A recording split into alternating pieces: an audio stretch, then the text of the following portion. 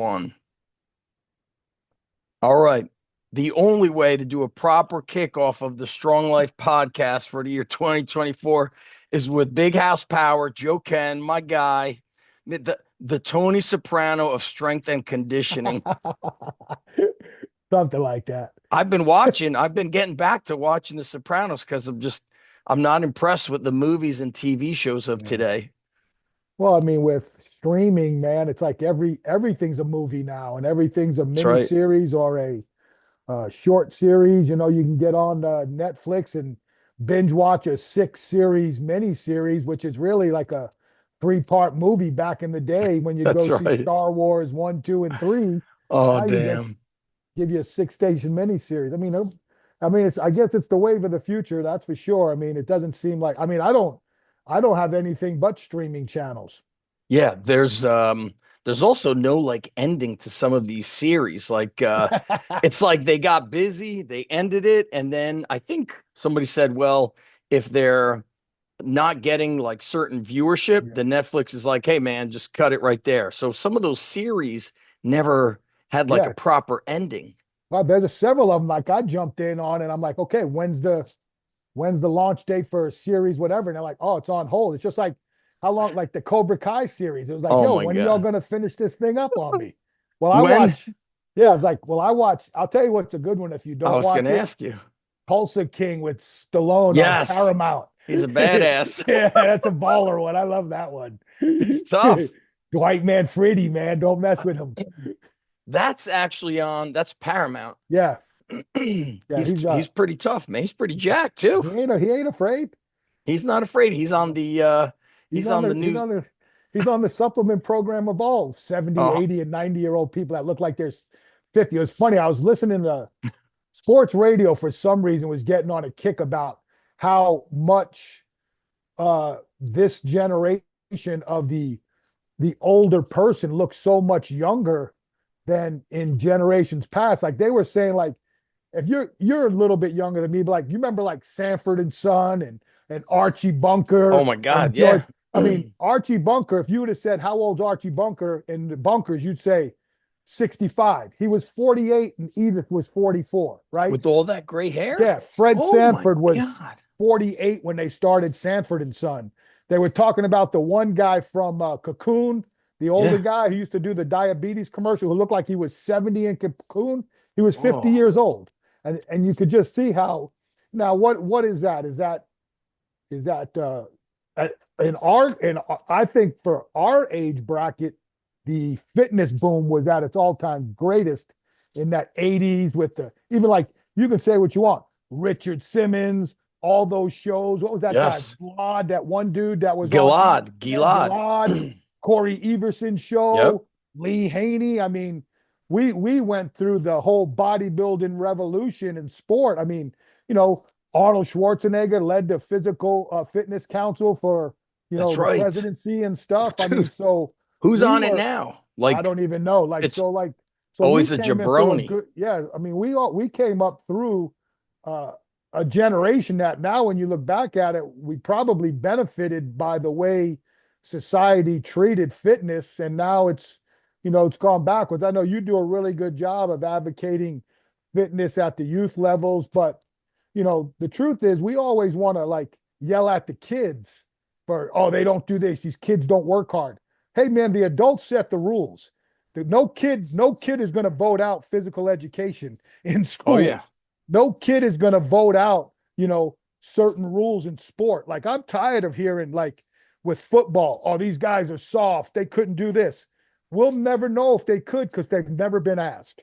They've Mm. never been asked to do two-a-days the way we did two-a-days. They They've banned never it. they've never been asked to play with the physicality that used to be in a lot of sports, and that's across the board. I mean, the game has changed to reflect the growing just natural athleticism that athletes have evolved to, and I think some of the innate traits that used to hold high regard, like I don't want to get into defining toughness, but it's a skill game. It's not a Street Fighter game in a lot of these sports. And Yeah. we have to stop criticizing the athletes as much as we've got to watch how society and those who are in charge of the rules and regulations have created this persona of a lot of athletes. And I think that's where, we have to, you can't compare what I did to the football players now. That's not fair to them, because I know this. I think a lot of those guys could have made it through what I went through because they're athletically enough to do it. But I can tell you this, in this era, I wouldn't make it as high as I did because I'm not athletic enough to do it. See what I'm saying? So yeah, it's a I lot of agree. these that I think when people look at certain things and they criticize, that's why I laugh. And again, once in a while, I have to say something on Twitter, but I don't go on Twitter That's because right. I find it laughable. I Yeah. find it laughable about some of these people that I hold in high regard that continue to just want to stir pots because, hey, man, I don't need to stir the pot to be relevant. I can walk down every street of any university and Big House is relevant. I don't need to make some stupid comment on friggin' Twitter for somebody to know It's where I all stand on something. it's It's a all propaganda. polarizing. Yeah. And Yeah, again, it's bullshit. It's a lot of bullshit. these guys I respect, but and everything's recycled. Like just the other day, and I had to say something. Some guys were talking about 3 day a week training, like, oh I was yeah, in that and conversation. I'm Yeah. like, where have you been? Bro, Like, this isn't full nothing body. new. Yeah, like, Dude. where have you been? Like, I got blasted when I started doing that in the 90s by college strength and conditioning coaches and professionals by Why? going back to What did they want you doing? 4 days. You had to live 4 days. Oh, why? Lower upper, lower Yeah. upper. Yeah. But see, what they don't understand is this. Here's what I've been trying to tell people nowadays, especially with these high school people who want to get elaborate. Remember this, Zach, and I know you're a proponent of strength training, but you're also a keen wrestler and you know sport. Your daughter's a high-level tennis player. Here's what I want everybody to listen hard. And I'm a proponent of lifting weights. All these sports started with no one lifted weights. And if no one and if everybody stopped lifting weights, guess what we would be watching on TV? The All same. those sports. Yeah. So let's not get it twisted. Yeah. Do we have value in our roles? 100%. There's no question we have value, but don't get it twisted. Those sports don't need us. Well, I was just at the high school wrestling. I said, number one rule to being a great wrestler is what? And they think it's a trick question. They think I'm trying to get them to talk about strength. Wrestle. Yeah, I say, you got to be great at wrestling.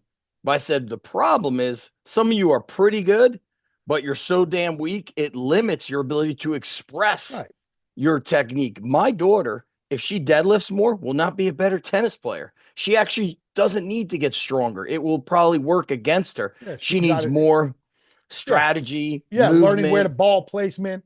When do you put Chess. backspin versus top? Yeah, now you're playing Chess. chess. She's a checker player. Now it's time to play chess. But I'll say this, House, like with the strength training, and you speak about this athleticism, what I've seen is strength is getting less important. Even my coach said this to me. He said, dude, our guys could like sprint and jump. He's like, but they're not really that strong. And I was like, the strength out of strength training. Just remember that. We've gotten so far over into skill development and athletic. And again, a lot of that is too, and you can't blame it on a lot of these coaches. Look at where all these, and again, when I talk about these games, I'm mostly talking about the football and even basketball. And these games have turned into highly competitive athletic games. Is there physicality? Yes, there's physicality. But when quarterbacks dominate the games and wide receivers dominate the games, and it's not the up front and running back, the game has changed. I mean, for Saquon Barkley to rush for 2,000 yards in this era, he should be the leader in the clubhouse for the MVP because that's not supposed to happen anymore. Derrick Henry at one point had a chance to do the same. If he would have done that, he would have been the only guy in the history who rushed for 2,000 yards in two separate seasons. And here's a guy who was really cast away from the team that drafted him, and he's still going to rush for over 1,800 yards this year. So if you look at the teams that win in the NFL, I can't speak because I study it enough that I feel like I have value in saying this, but the teams right now that are winning, if you look at their coaches and their backgrounds, they're still practicing hard, harder than most, Yep. and they believe that there has to be, even though they're passing, they believe in strong defense and some resiliency of a running game. Yes. I But mean, like, yeah, I mean, that's high school again, too. and yeah, and the teams that have gone too much into studying the data and studying the player loads, and I'm not saying that's not important because it is. Health and safety should be at the forefront. But here's what I would tell you: you're neglecting health and safety when you don't practice hard enough to be ready to play in the game. You're not physically or mentally Yeah, prepared. You have no durability. You're you not, cannot yeah. and this is where I will say I will just call anyone. I'm tired of hearing someone say the game should be the hardest day of the week. Are you effing kidding me? That's If the dumb. game's the hardest day of the week, why is everybody still getting hurt? Because they're not prepared to play in the game. Say this all the time. So I'm working with athletes with more injuries than ever before. And so what I'm seeing is they're, I feel like strength training, strength and conditioning, whatever people want to call it, has been like, like, hey, I could copy some of that shit on the internet and we could do it just fine. I've never had so many athletes injured, dislocated knees, separated shoulders, shoulder dislocations, torn ACLs. Now, when I look at those athletes, I don't say to myself, if I just would have done more speed and agility, I could have helped this kid. Every time these injuries happen, I say lack of muscle mass, lack of strength, lack of durability. And at the college level, I wonder if you're seeing this because I'm not sure where. I know you're speaking at so many clinics, director of education for dynamic fitness, but here's what I've seen, or at least heard. Um, I was a strength coach at two Division I wrestling programs. We would strength train in the morning, then they would do an afternoon wrestling practice in season twice a week. I've heard some schools telling me they might lift very short, 25, 30 minutes, and then practice. So it's one session, so they don't do two. And there's a lot of like optional things for the wrestler. Like, hey, if you don't want to do this, I'll give you this and that. And I know next year, guaranteed with NIL and football, there is going to be a contract that says I don't put a bar on my back.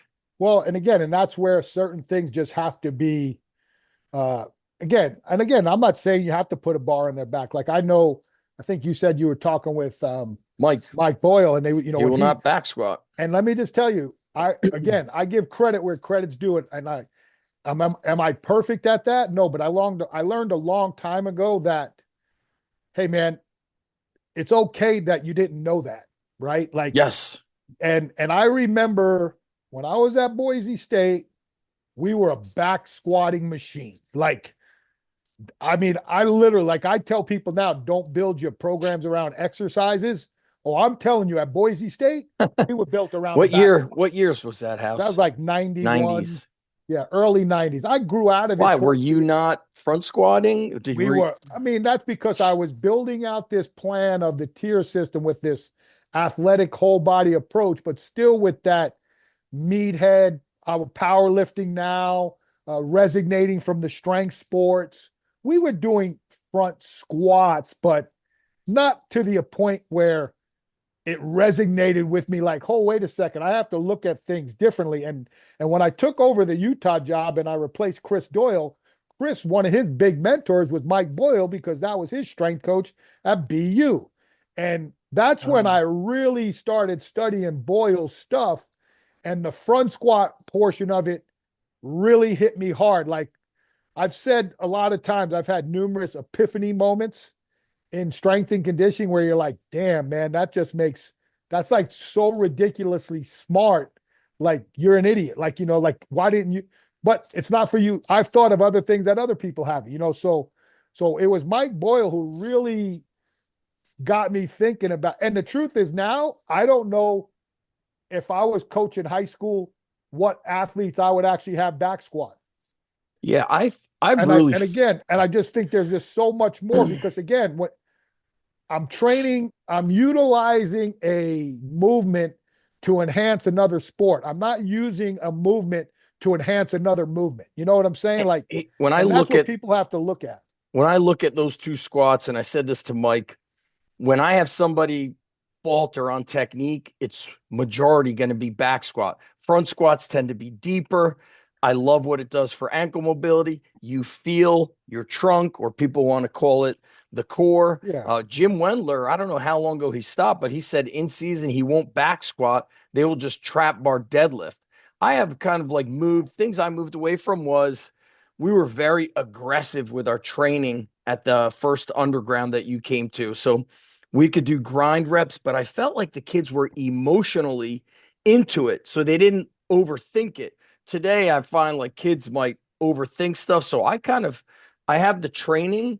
And then I also look at what is the mentality of the athlete? What could he handle? Because if they're not exposed to it, and by the way, House, why I think strength and conditioning is taking a hit is because kids are so overcoached from all these privates that they're just like, I've heard this before when we sometimes lose kids. The phrase they tell their dad is, I just want to train with my friends. Like they're so sick of everybody telling them what to do. They want to fucking go to the gym, hang out a little bit. And you know what? That's those kids there will find more of a passion in their long-term life than those who are forced to do something. And I can tell you that with my two sons. I mean, we've talked about this on and off the air where my oldest son was more Marinovich, Todd Marinovich and Marv Marinovich. People need to see that. And he does not go in the gym.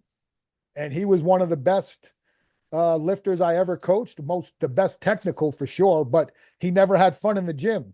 Who's that, Joey? Yeah, his first exposure is glute ham raises, chins, and Nordics, right? Yeah. Where Peter was not coached by me because I was with the Panthers at the time and was exposed to training differently. He started with Travis, right?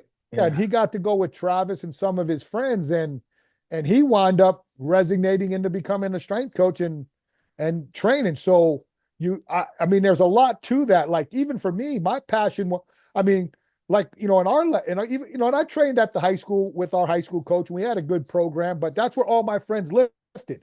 And then when some of my friends got into bodybuilding, we all got into that. But we always had time during the year where we all went to the gym and just trained and just had fun. Like, you know, we all thought we were bodybuilders. Like, hey, we'd show up, we'd go to Dunkin' Donuts and get a coffee and then go into the gym drinking coffee, doing seated behind the neck presses for an hour.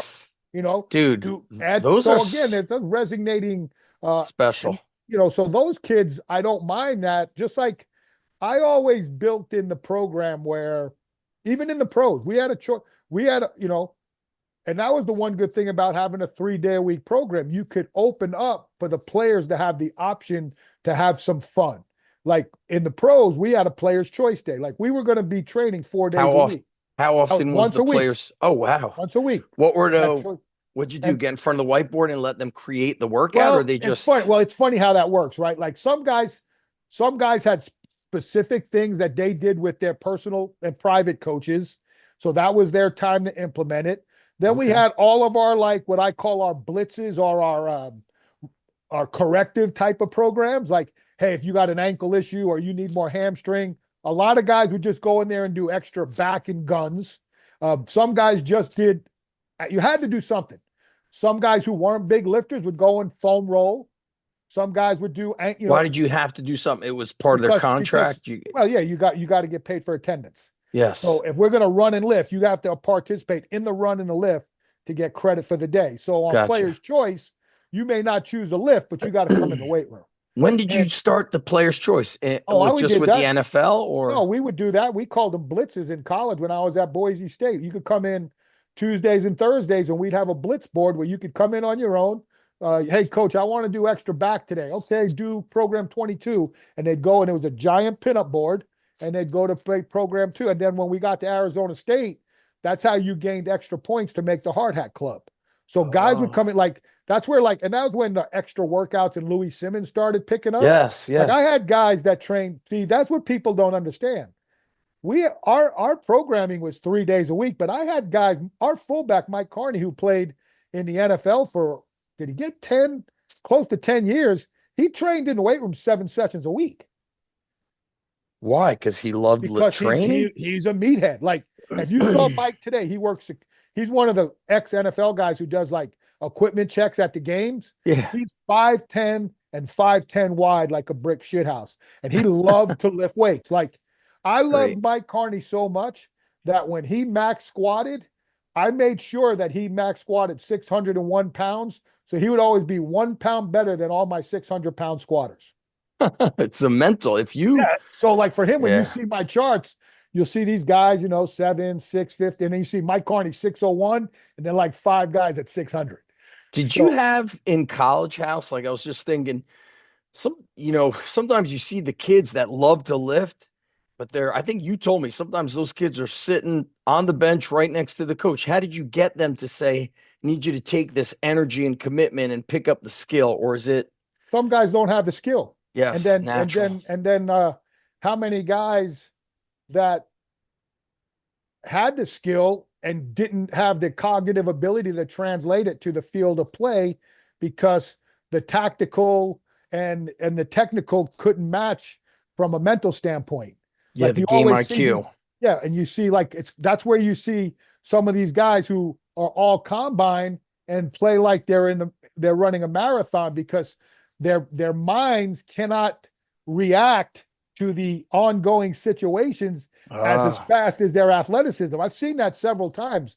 We had a safety that was like that, and USC had a safety that was like that. My wife, the kid from USC was so talented it didn't hurt him in college, but when he went to the pros, he had a hard time of playing to that speed because it was hard for him to recognize. And then you have the opposite. One of the best players I ever coached in college that no one will ever hear about, and I rate him behind Steve Smith, who's probably going to the Hall of Fame soon. He's a finalist this year, and Terrell Suggs, who's a first-time finalist, and he may get in to the Hall of Fame. But the next best college guy I ever coached is a guy you'll never hear of, Ricardo Stewart, 5'9", 215-pound strong safety who ran 4.7, but on game day ran 4 flat. Like that fool knew how to play ball. so why But didn't they, there. why Well, didn't anybody because he pick wasn't. him up? Well, because when you The run 4.7 combine? at 215 and you're a safety, and you're 5'9", you ain't going to the league. Well, what about I don't follow football enough, but that big guy, JJ, did he not do a combine? I heard there's like a clip on Instagram, James Harrison, where somebody's interviewing him. He's like, you don't know who I am. He's like, I never did a combine. Yeah, he probably only did a pro. There's no doubt. James Harrison played at Kent State. He was a free agent. He didn't go to the combine. He did a pro day. If he was lucky, he was even did the pro day. What's the pro day? It's It's your a it's your on campus combine. Like when you hear these guys, oh, I'm training for the combine, and again, are you training for the combine or are you training for your pro day? Because unless you get a combine invite, and only 300 something kids get one of those, Mhm. you're training for your pro day. Yeah. So And so all these kids who are now saying, I'm opting out, I'm gonna go train for the combine. Are you? Or are you getting ready to go for your pro day? And which again, one's more important? the combine, because that means the pros think you're one of the top 300 something talents. Well, when you were at Arizona State, was Adam Archuleta there or no? No, he had graduated the year before I got there, So he like killed the combine, but but he was a then hell of a player. was he? What did he get? A lot of injuries in the NFL? Or how many years did I he don't know. play? He played quite a bit, but again, there's a guy who, and again, I don't want to speak out of turn because he was a hell of a college player and had a tremendous career in the NFL. But here's a guy who, his size, he was able to do things in college that his size in the pros, I don't want to say he was out of position, but it was a different position. What was his position? I think he played more of a safety in college and played more of like an outside linebacker rover, a safety in the pros, but more of that outside rover type of guy on defense, like a in the box type of hybrid.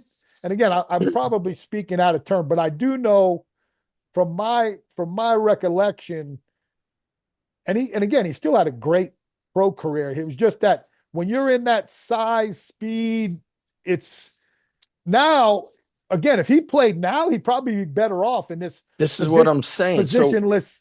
Everything's errors. Like his yeah, skill set now is probably would be like I played college football with Ricky Prohl. Ricky Prohl played 17 years in the NFL. He was one of the top receivers that no one ever heard of. He's got 2 Super Bowl rings. He's caught over 700 balls. But Rick was the epitome of what everybody knows of Julian Edelman, uh, the one guy who's got the podcast from the I don't know if that's Edelman. All these slot guys that are making 100 catches a year. That was Ricky Prohl in the 80s, in the early So 90s. why didn't he Ricky Pro, get Ricky like Pro, why is he not known? because he played on the greatest show on turf with three other wide receivers that are in the Hall of Fame. But Ricky Prohl was the number one wide receiver at the Arizona Cardinals in the early 1990s. But again, it's just the way it is.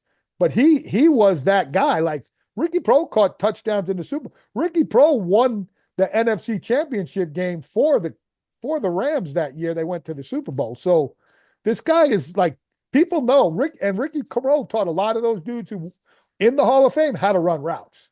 Like What? that dude's, and this again, it's just there's so many different stories of errors and how people, just like, for example, everybody knows I'm a fan of Lyle Alzado. Mhm. Uh, I think, when you get to that point in your life and you see what happens, I don't want to get into the drugs and all that. The guy was on the juice. We all know he was on the juice. I trained with him. He went to my high school. Him and my dad were boys. The dude was on the juice, but that doesn't take away from the diligence and and how hard he trained and the desire to be successful because of the way he was raised, and because he played in an era that didn't track sacks until they didn't track sacks till his second to last year in the NFL, and he played 17 years. But if you look at all those guys in that era and they count sacks, he has over 100 career sacks and no one talks about him. Yeah, And I think and maybe and that Deacon, they and don't. Deacon Jones would be the all-time sack leader, I think, if they counted sacks when he played. So this is the things that you have to remember about errors and people and how things change. Everybody's got a story. Every generation has a different type of personality to it, and again, it's all dictated by the higher ups and the grown ups that are dictating how things are done. It's not the athletes. Stop. Hey, and I'm not saying that some kids don't need to grow up and some kids don't need to mature and some kids, but when you've not been constantly exposed, it's not their fault. It's just Yeah. like when I'm getting ready to talk again at these long-term athletic development. And I don't want to, and one of my slides is called free play. And what the lack of free play has done is it doesn't allow the youth of today to explore their own bodies because everything now is so subject to, like you said, organized, regimented training. Mhm. So they don't know how to fall, so we're teaching them how to fall. They don't So know how to roll, so we're teaching them how to roll. we're They don't know how teaching to land. deceleration. Yeah, Yeah. Oh, I didn't jump out of a tree. yeah, I didn't jump but off here, the yeah, but picnic here's what I table. did. Like, hey man, we used to run from the cops when I was in I school, say this shit all the and time. and we, what we had to learn how to do. If you were talented enough, you could hurdle a fence. Yep. But if you weren't, you had to learn to jump up And and do flip that. over. Yes, Yes. and Yeah. put your stomach on the bar and House, we've flip been chased over. by cops. Let's Yes. just put it out there, Yes. my So, dog. yeah, man, we'd throw snowballs at cars in the middle of the street and we'd call it white lights. And if Well, the check white this. lights came, you Yep. learned how to sprint. So that also things like, I'm speaking I was with the wrestling team in my school. We live in a beach town. Dude, my gym is a mile from the beach. I said, guys, I've been here 16 years. I've never seen any of you guys wrestling on the sand. I've never seen you guys organize something on your own. Yeah. And in our town also, our girls basketball team at one point was like top 10 in the state. Our boys also. I have never seen a pickup game of basketball in 16 years. And we played tackle football on the street.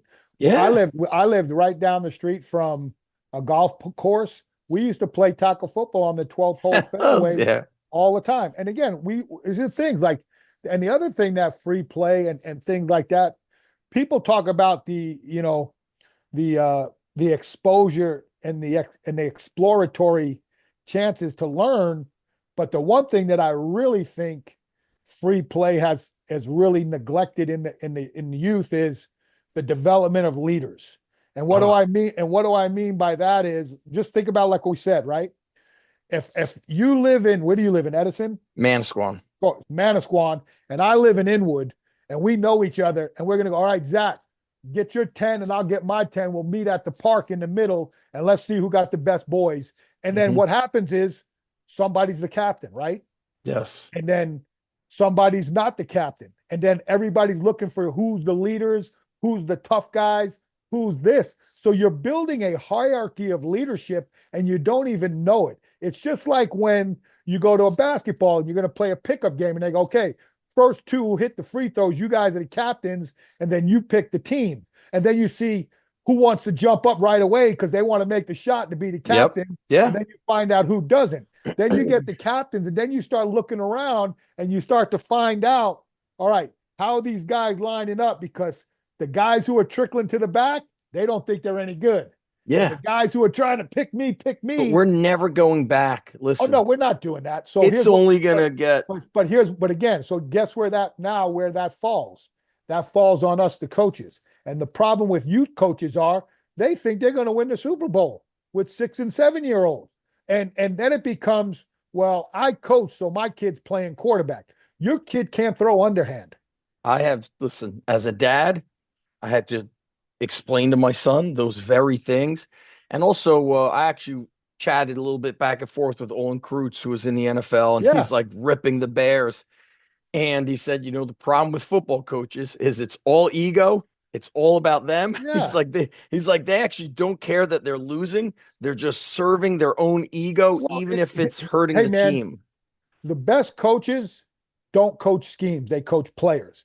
The best coaches know multiple schemes. That's why, like for me, when I came up, the best thing that I think that benefited me when I created the tier system was I could go up right now and program any way you want. You want me to program 4 day a week with Olympic lifts? You want me to program 4 day a week power lift? You want me to program a 6 day a week beginning bodybuilder? Because that's called learning. That's not just hanging your hat. Well, I train conjugate. You can't train conjugate if you never train traditional. You don't have the background and you don't have the understanding. You haven't trained enough on a back squat to do 47 variations of a back squat. This is also why I love Arnold's Encyclopedia, all those bodybuilding exercises and the stories of him talking about different training partners, different gyms, the environment, and then also Bill Pearl's the Pearl's keys to the inner universe. There's so many exercises. Well, the strongest style survive. That's like when I read. I love that book. I actually read the strongest shall survive after I came up with the tier system template.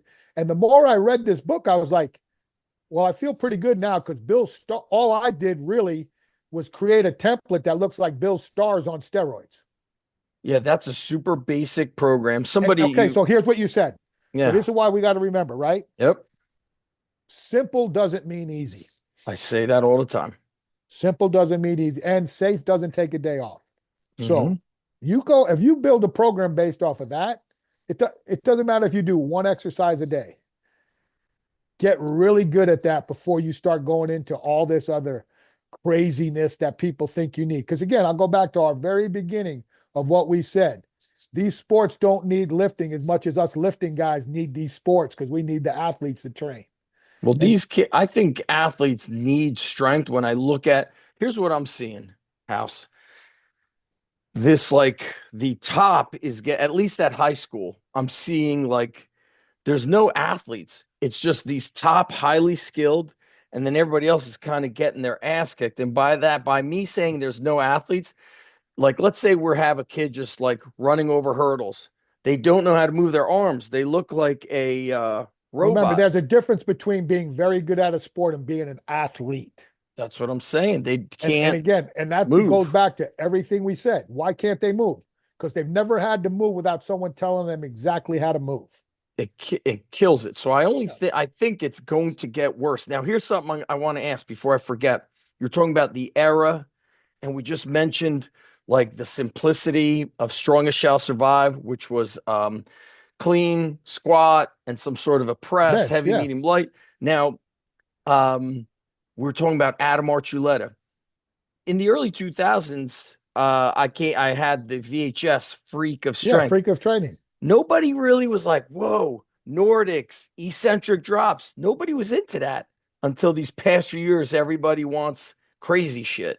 Yeah, I mean, but again, I mean, now his coach studied that. Uh, Yep.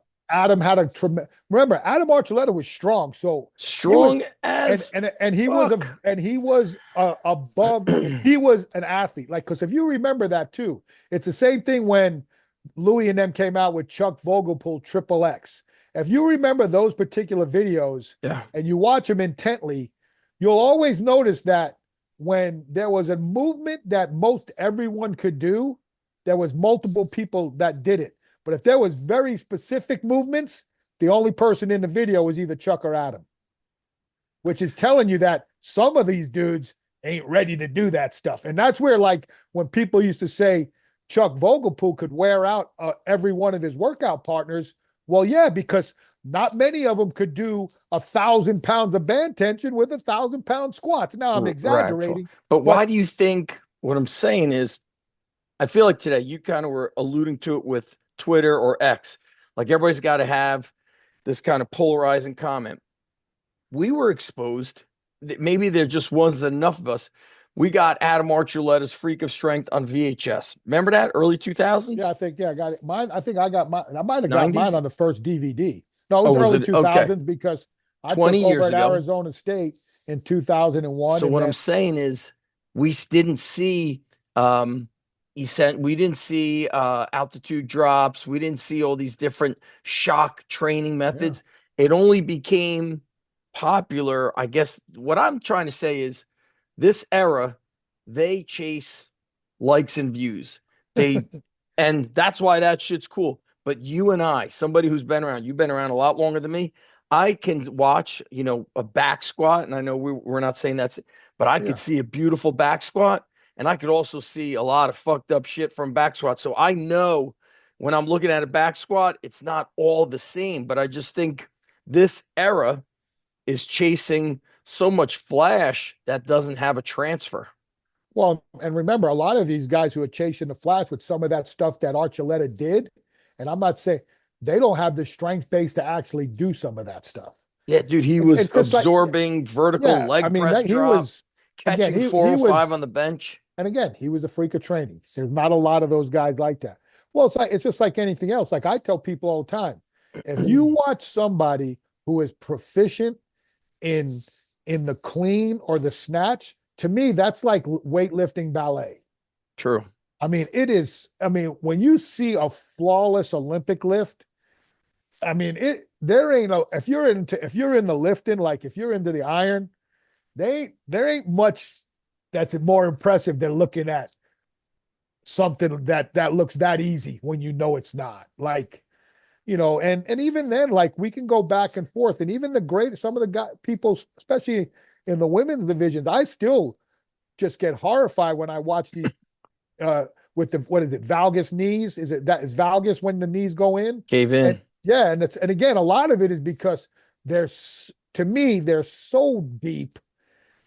And again, when you look at a lot of Olympic lifting programs, their supplemental movements are minimal.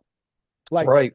like I would like if what they Coach would Reb Brock's doing. if they did pistol squats or Hmm. some variation of a pistol, would that help that knee stability and the lower quad muscles where that may not happen? Or are they doing enough ab and adductor work for their hips? I don't, these I are things look that I at don't study enough to know that, but because for me, training an athlete, all that stuff matters because all I'm trying to do is bring in as many small stabilizing muscle groups I love because that. all I'm trying uh I've had to come full circle on this, but the more, like I was just telling my wife now, with the way I have to train through injuries and building up certain to stay rather competitive. If I went back to the NFL right now, my programming would be insane for veterans over 8 years. The Jesse Ackerman said that. He said big, he front loads them with all that, yeah, but I've been isolation work. They feel I've been better. front and loading stuff like that my whole time. That's why I call what people call warming up. I've called pre-activity prep forever I because love it. it's I not love it. warming up. And I got that term from Charles Staley. When I heard Staley say that at a conference we were hosting at Arizona State, I walked up to him and I said, that right there is a What'd you term, call it? Pre-activity prep. pre-activity preparation. Are you preparing or are you warming up? And Mm, again, there's times for a general calisthenic warm up or a 5 to 10 minute, walk the treadmill or ride the bike. But if you're preparing for a vigorous strength workout that you're going to say is athletic based and you're helping to fulfill needs of an athlete that pertains to a specific sport, it shouldn't be warming up because to me, athletes are very smart and they're listening. If I tell you we're getting ready to prepare to do something yeah, versus we're getting ready to warming up to them is, I'm going to talk to my friend and do a little true. bullshit I call it skips. prep at the high Yeah. school. It I mean, gives them so a for us, different. yeah, preparation means, yo, we're focusing in, fool. And if you don't like it, hey, man, we're going to do up downs. I mean, Yeah. and now we might I get I fired for hate that. We yeah, might I get hate fired for that. punishing But with exercise because I always feel no, like, I do too. Like we yeah, get run these dudes, right? Hey, man, you know how many guys I used to run, but they were so talented that running didn't care. no. They'd rather miss and run than they'd rather run extra than show up for weights because they're It's like, I'll run all so day.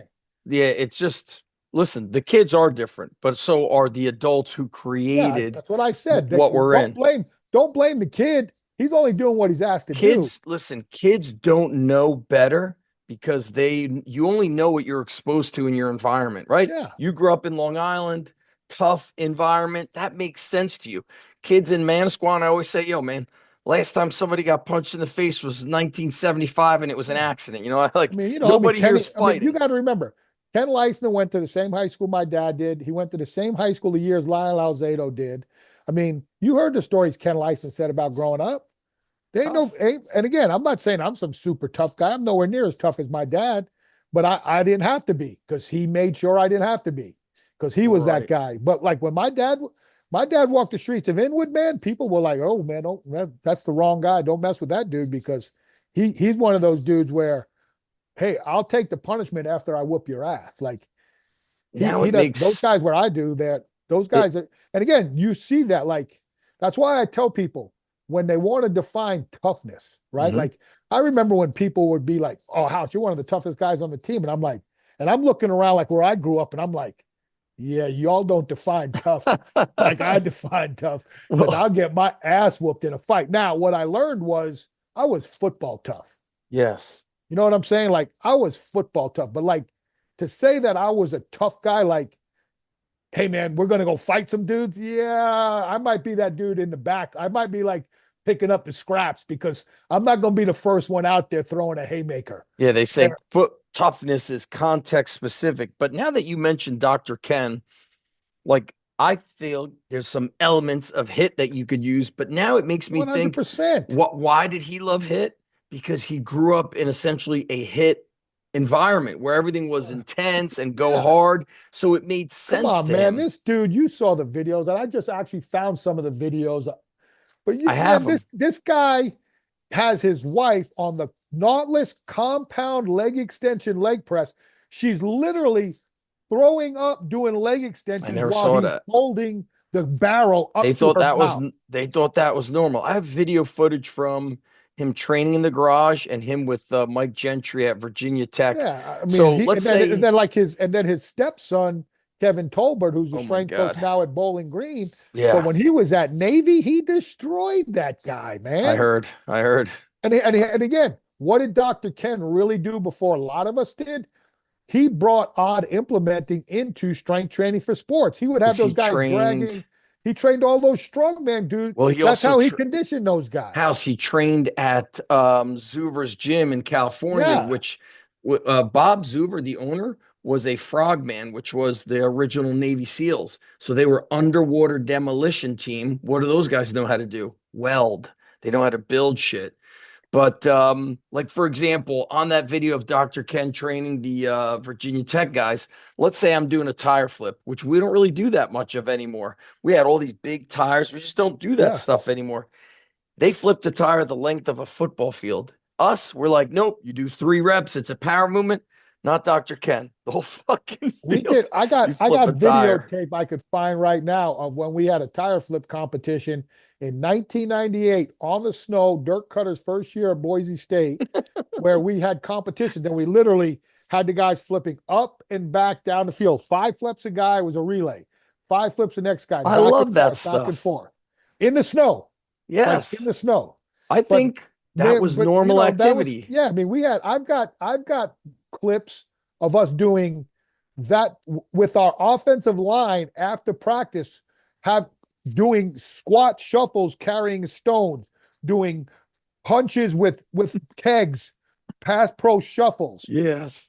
doing pass pro sets on their knees with a tire, like a chest, like a med ball Right. pass, just punching the back, What punching tires happened to back and us? Did forth. we get too smart? Seriously, and start overthinking fucking everything? I'm telling you. Yeah, there's a lot of stuff like again, what is because I think, and that's why you have to always reflect, like, golly, why'd you stop doing that? Like, we were talking the other day, and I think it was when me and Brian was training Brian Shaw for the second world's strongest man, and we were talking about 6-inch step ups because a lot of what they do is carrying and movement and putting a lot of force into the ground with carrying huge loads. And I was like, it's funny because I used to do 6-inch step ups a lot with my offensive and defensive linemen for first step, applying force in the ground.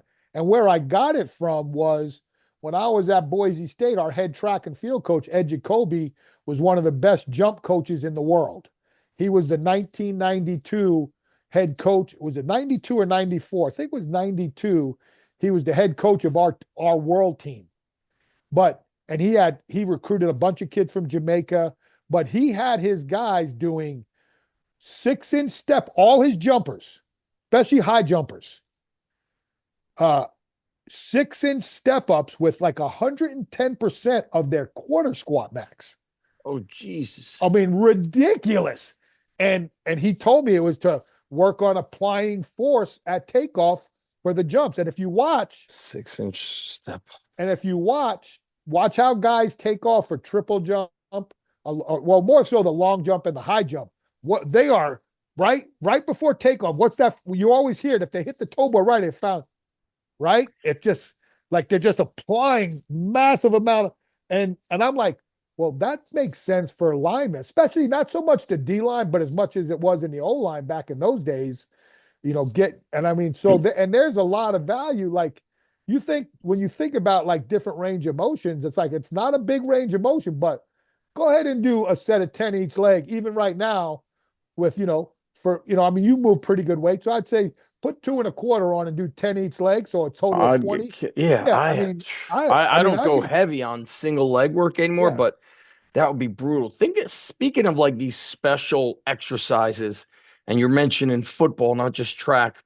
What I'm seeing is also in the change of athletes. And I wonder with you doing all the education and speaking so much, like if you're picking up on certain like commonalities happening. But what I'm seeing is linemen are getting, there's big kids. Donnie Thompson posts this a lot. They're just fat. They're carrying way too much weight. They're not strong. And I think it's because squat, bench, clean only, but not enough bodybuilding hypertrophy Well, work I to don't get even some know, but body comp stuff. yeah, but how much of that squat bench clean are they actually doing too? Probably, and also And a lot of, not enough volume. and a lot of it too now is remember now in high school now, it's all about taking up space. Hell, half the high school kids that play O line don't even know how to get in a 3-point stance. So their mobility and their flexibility is horrible. And Who are you seeing this, or are people coaches telling this to this you? is, What do you? man, this is just watch. Yep. This is just the Are you evolution of the watching a game. lot of? Look Are you? at the college game. Mm. College game's the same. Hey, when I left the NFL, and I've been out 5 seasons now, I told our general manager, I know you can't do this, but we need to redshirt all our offensive linemen we draft because they're not strong enough and they don't bend enough like they used to because they don't get into 3-point stances. And the game is built so much on speed that, Mhm. again, strength has become minimal as far as an emphasis, and everything is on movement and, max velocity and Yes. being able to participate in space. So And what I'm would you not do? What would this red shirt look like for them? for them. And again, it look a lot like what a red shirt in college would be, except it's in the pro model, right? But have to They're get strong. spoke with Rusty Witt a couple weeks ago, and I think it was actually the year before. He told me now the team is 50% transfers. Well, Yet, yeah, that's tough. so do you remember when you and I first met in person when you were with Louisville? Do you remember Yeah. the conversation we had at the diner? Yeah. What was that? Was it Bob's Big? No, not Bob. What was the name of that No, diner? that diner closed. It was, I think it was just called the Edison Diner. It was great. So that Yeah. diner closed, but you guys, you and Fight and Joey Connolly were talking about this. I think it was a 6 week intro for the freshmen. And Yeah. you The said Block it's Zero program. all unilateral, Yeah. all Body like weight. body weight. Yeah. So You got to now teach it. Rusty And said, he's like, we don't can't do do that that. anymore because you They'll only get quit. 2 or 4 freshmen. He Yeah. said everybody else is a transfer. Yeah, I mean, the game has definitely changed. Like I told everybody, my developmental system that we built out in a level that's gone. That's totally non-existent at high level college, Division II, Division III, lower end 1AA. But even at the group of fives, because here's what happens: you develop these guys in 2 years. Say I'm at like let's just and again, I don't want to if I throw out of school, it's not to detriment the school, but Yeah. say I'm the strength coach at Marshall, right? Okay. A really good group of five team. They won 10 games this year. And I get a kid that's a one-star kid, comes in as a freshman O lineman, and in 3 years, I turn him into this all-conference guy. Guess what happens? Now the big schools that didn't want to recruit him are like, oh shit, he got developed at Marshall. Let's give him a couple of hundred. He can come start for us because he's an Damn. all-conference player. Yep. Hey, I know one of my friends and colleagues that I've kind of came up through retired from college strength and conditioning for that reason. He was developing guys at a group of five school, and they were transferring to SEC and ACC schools before he got to reap the benefits of going to bowl games with guys that he developed. So So you he have to be, retired. He stepped down from I strength and mean, why conditioning. again? Because what happens when you lose? They're How not old was strong he? enough. Yeah. How old He's in was my he? age bracket, but that was what couple of years back.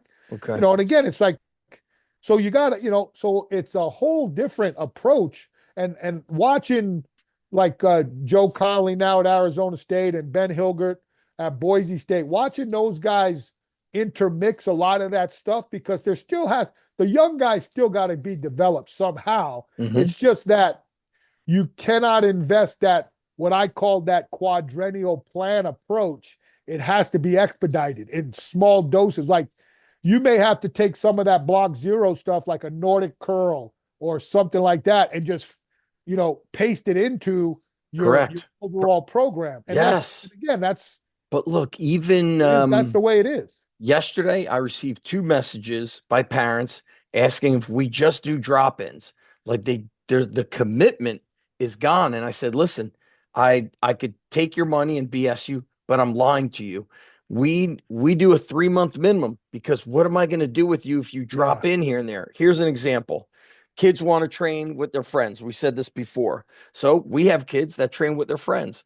Well, this kid saying like during our holiday workout, we kind of have that. What did you call the workout house? That's Blitz. like no, the free day. Oh It's like yeah, a player's choice. player's choice. So we do that the morning of a holiday. So we did the morning of Christmas Eve. We'll do it tomorrow. He wanted to bench, and even without going heavy, every rep on the way up, he's bridging. His ass is in the air.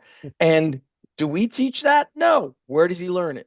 I'm training with my friends. And Yeah. so I always say to parents, listen, he's benching or whatever the exercise is, but we do the same. I go, but you and I drive cars, but we don't enter NASCAR. We're doing the Right. same thing, but it's how you do it. Yeah. Or in wrestling, I told the guys here, there's a Jersey guy who's like a 5 or 6 time world champ. He's an Olympic gold medalist. I go, do you all shoot a double leg? Yes. Well, so does Jordan Burroughs, but he does it a lot differently. Yeah. So it's how you do these things. And so I agree with what you're saying. When I got to the high school, I had to learn to give them freedom. 45-minute training session, last 7 minutes, Yeah. your Go do what you choice, want. arms or keep doing more sets Or from the arms. Generally, most times it's arms or abs.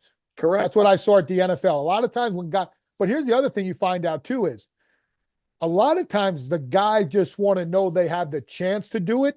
Because you know how many times guys will say, Coach, what should I do today? And I'm like, you're the one who said you wanted to be able to do stuff on your own. They don't know Yes. what to do on their own. You know, when what I tell coaches is when I got hired at this high school, I was like, man, these kids are probably going to know a lot of stuff because YouTube was getting a lot of educational stuff. And so my first 2 weeks, I had football and wrestling. And then I would have like two groups after that was open. And kids were coming in, and I'd say, hey, my name's Coach Evanesh. I'm a strength coach here. Let me know if you need help. And every kid said, no, that's all right. I'm on my own program. And you know what I thought?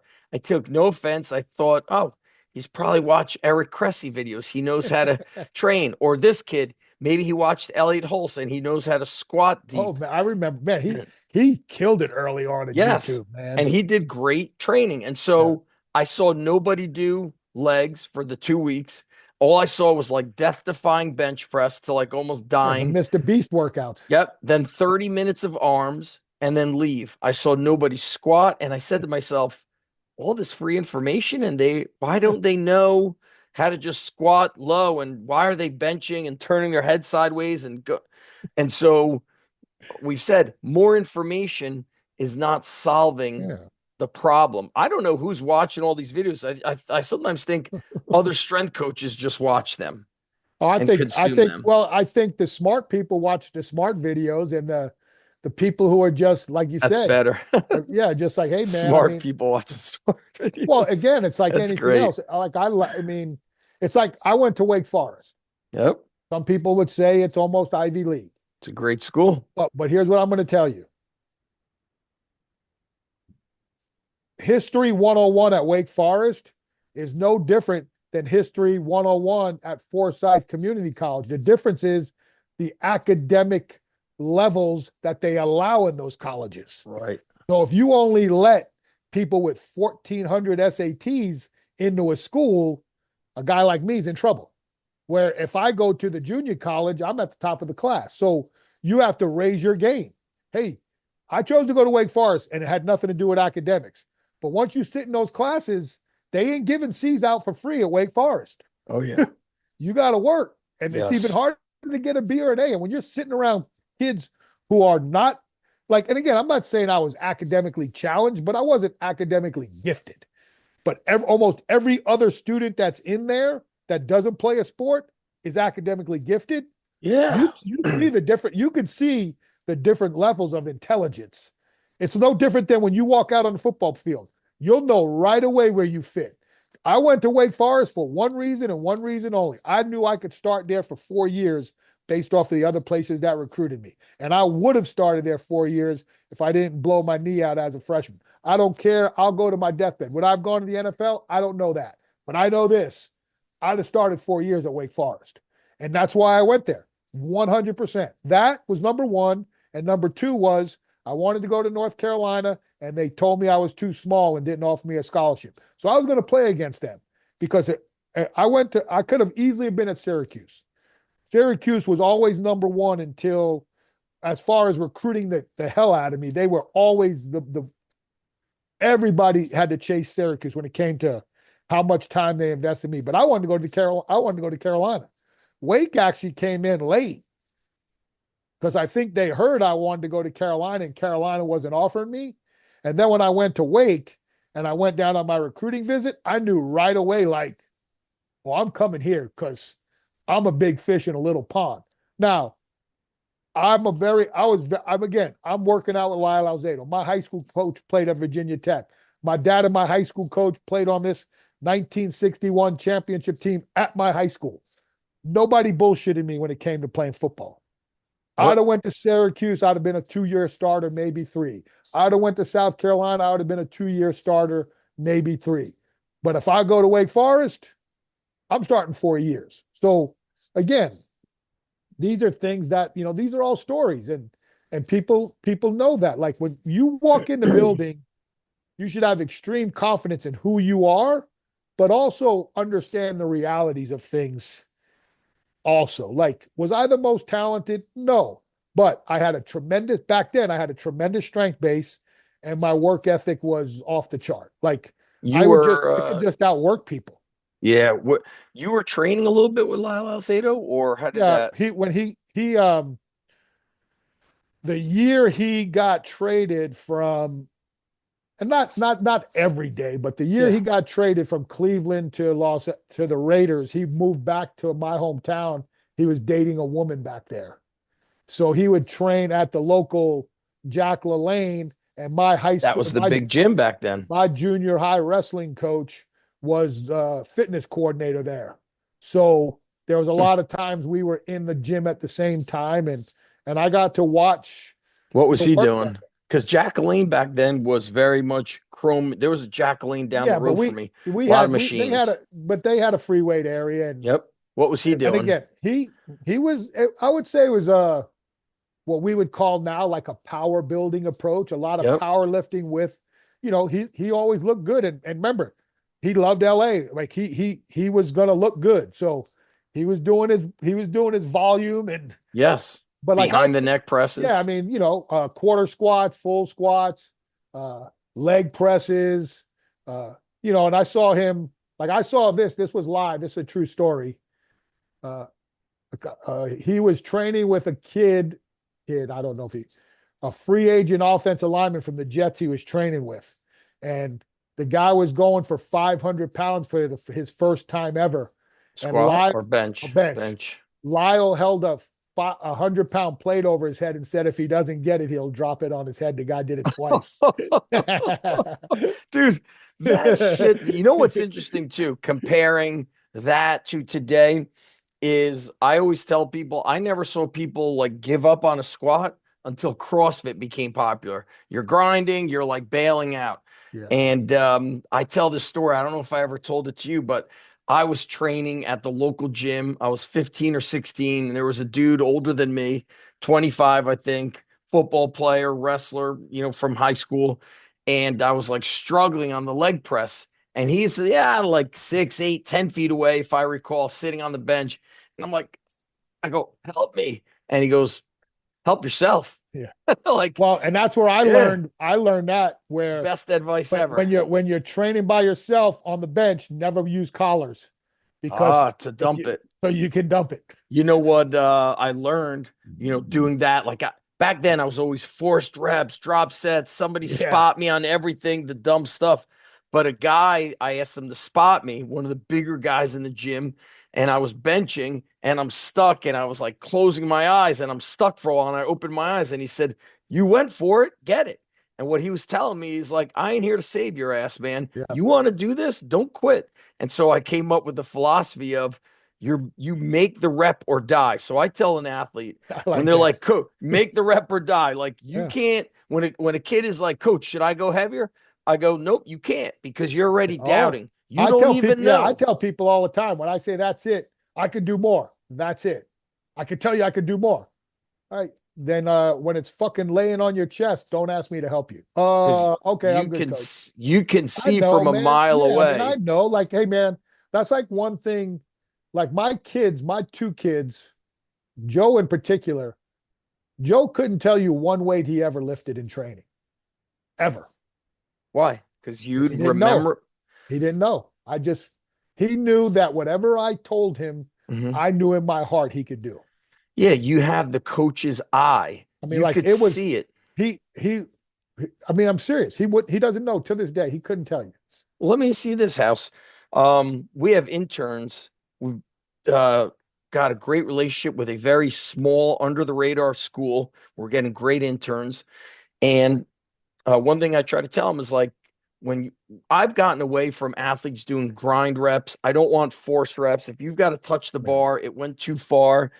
But I feel like that's something you learn by training. Yeah, and I And think there's so, time. See, now for me, what I've learned in training athletes, this is just training athletes. yep.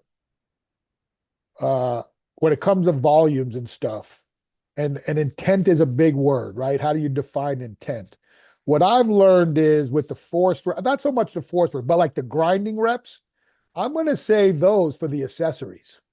Because it's Or for, safer. and That's where I'm building my size. Like I'm not using True. a bench, a squat, a clean, Agreed. or a press anymore to build size. I'm using that to build strength and power. Performance. Yeah, it's a performance. Yes, those. I So agree. that changed. Like I remember back in Boise State and at Utah when we were doing some more traditional linear periodization, we'd start a 12-week summer with a 4-week. We use descending sets, 5 sets of descending sets, squats, 15, 12, 12, 10. Yeah. That's how I they used to do started the that summer. too. Yeah. That's how they started the summer. And that's when we would run 300-yard shuttles and stuff like that for Well, that first think phase to about get in this. shape. We keep saying, hey, this was old. Da, da, da. You mentioned Chris Doyle. I think when Chris Doyle was at Iowa, these kids got hospitalized. They trained after winter break, and the workout, from what I saw, was like nothing crazy. It was like 5 sets of 10 squats with prowler sprints. Maybe it was worse, but I don't think that's something mind blowing where you have to get hospitalized. Yeah. Yeah, again, I wasn't there. I can't speak to it. I Right. I know it can't came out speak, there was, but I those things, feel what I'm those things saying always are is going to get a negative repercussion. okay. What I'm saying is, House, is that the quote unquote wrong training, running a 300, building Yeah, oh durability yeah. and oral fitness, maybe it's not specific to sport, but it built their fitness, it built I know this. durability. My guys were in shape. Yes. Like I'm tired of hearing but it's funny how now, but now you listen and some more stuff now. And again, for everybody who's going to tell you all you got to do it to sprint, you're still seeing people now with the hey, you got to get your zone two in. You got to get like I used to just call it conditioning. Now they Yeah. call it zone two cardio, right? Like because everybody's wearing straps. What Hey about man, this? I'm just gonna go. I'm gonna expose my tissues. What? You're I gonna don't know what fucking that means. exit? That Yeah, means like yeah. you're just I just exercising. think That's yeah. what we say. I'm going to go for a walk. I'm exposing my tissues. I'm going to go take a It's poop. out I'm of going to expose control. my tissues. Like I mean, like It's dumb, is what I'm saying. It's yeah. like who are we trying to impress? It's bullshit. Here's Just what I'm going to tell you. speak You know how you want to know how you impress somebody? Again, in results. team sports, Mhm. did you win? Yeah, No one can. And again, I don't mean this in any derogatory way. Nobody's checking your injury report at the end of the year if you win the Super Bowl. I promise you that. you're right. And no one cares that you had 47 guys bench 400 when you're 1-15. That's right. The only KPI that matters in team sports is did you win? Okay, so number one, be great at the sport, which comes down to there's got to be onus on the sport coach because Yes, there's a synergistic relationship. That's the thing is, yes, can you, in your role, understand? And this is where you have to go watch practice. And nowadays, with the single sport strength coach, it's almost like if you don't go to practice, well, what are you doing? Because you don't have any other sports to coach. hmm But like I used to always tell people, man, your best thing you can do is one, if you go watch practice, two things happen. The player sees that, oh damn, what's he doing at practice? I thought he just hangs out in the weight room. hmm That's number one. So now you're going to meet them at where they live. yes, Because generally they're coming to meet you where you live. true, They don't love the weight room like you do. true. Maybe You one told of me them that. will. Maybe You one of told them me will that down the line. long ago, and Yeah. I was like, "What are you talking about?" But They don't love go. iron. They Yep, don't you're love the right. iron. Um, and then what you have to learn is how can you take generalized movements and build them into a program where the kid thinks it's athletic enough that's going to help them in their sport. Well, can I say something else? We've gotten away from general or even general specific. Now everything they're trying to mimic shit and they believe it And like it's and out then of and then okay, control and then what did we say? How many times have we said? And why are people hurt? because they ain't There's only strong. so many times you can expose Yes, somebody to the same movement. It's like again, it's like but people buy into that shit.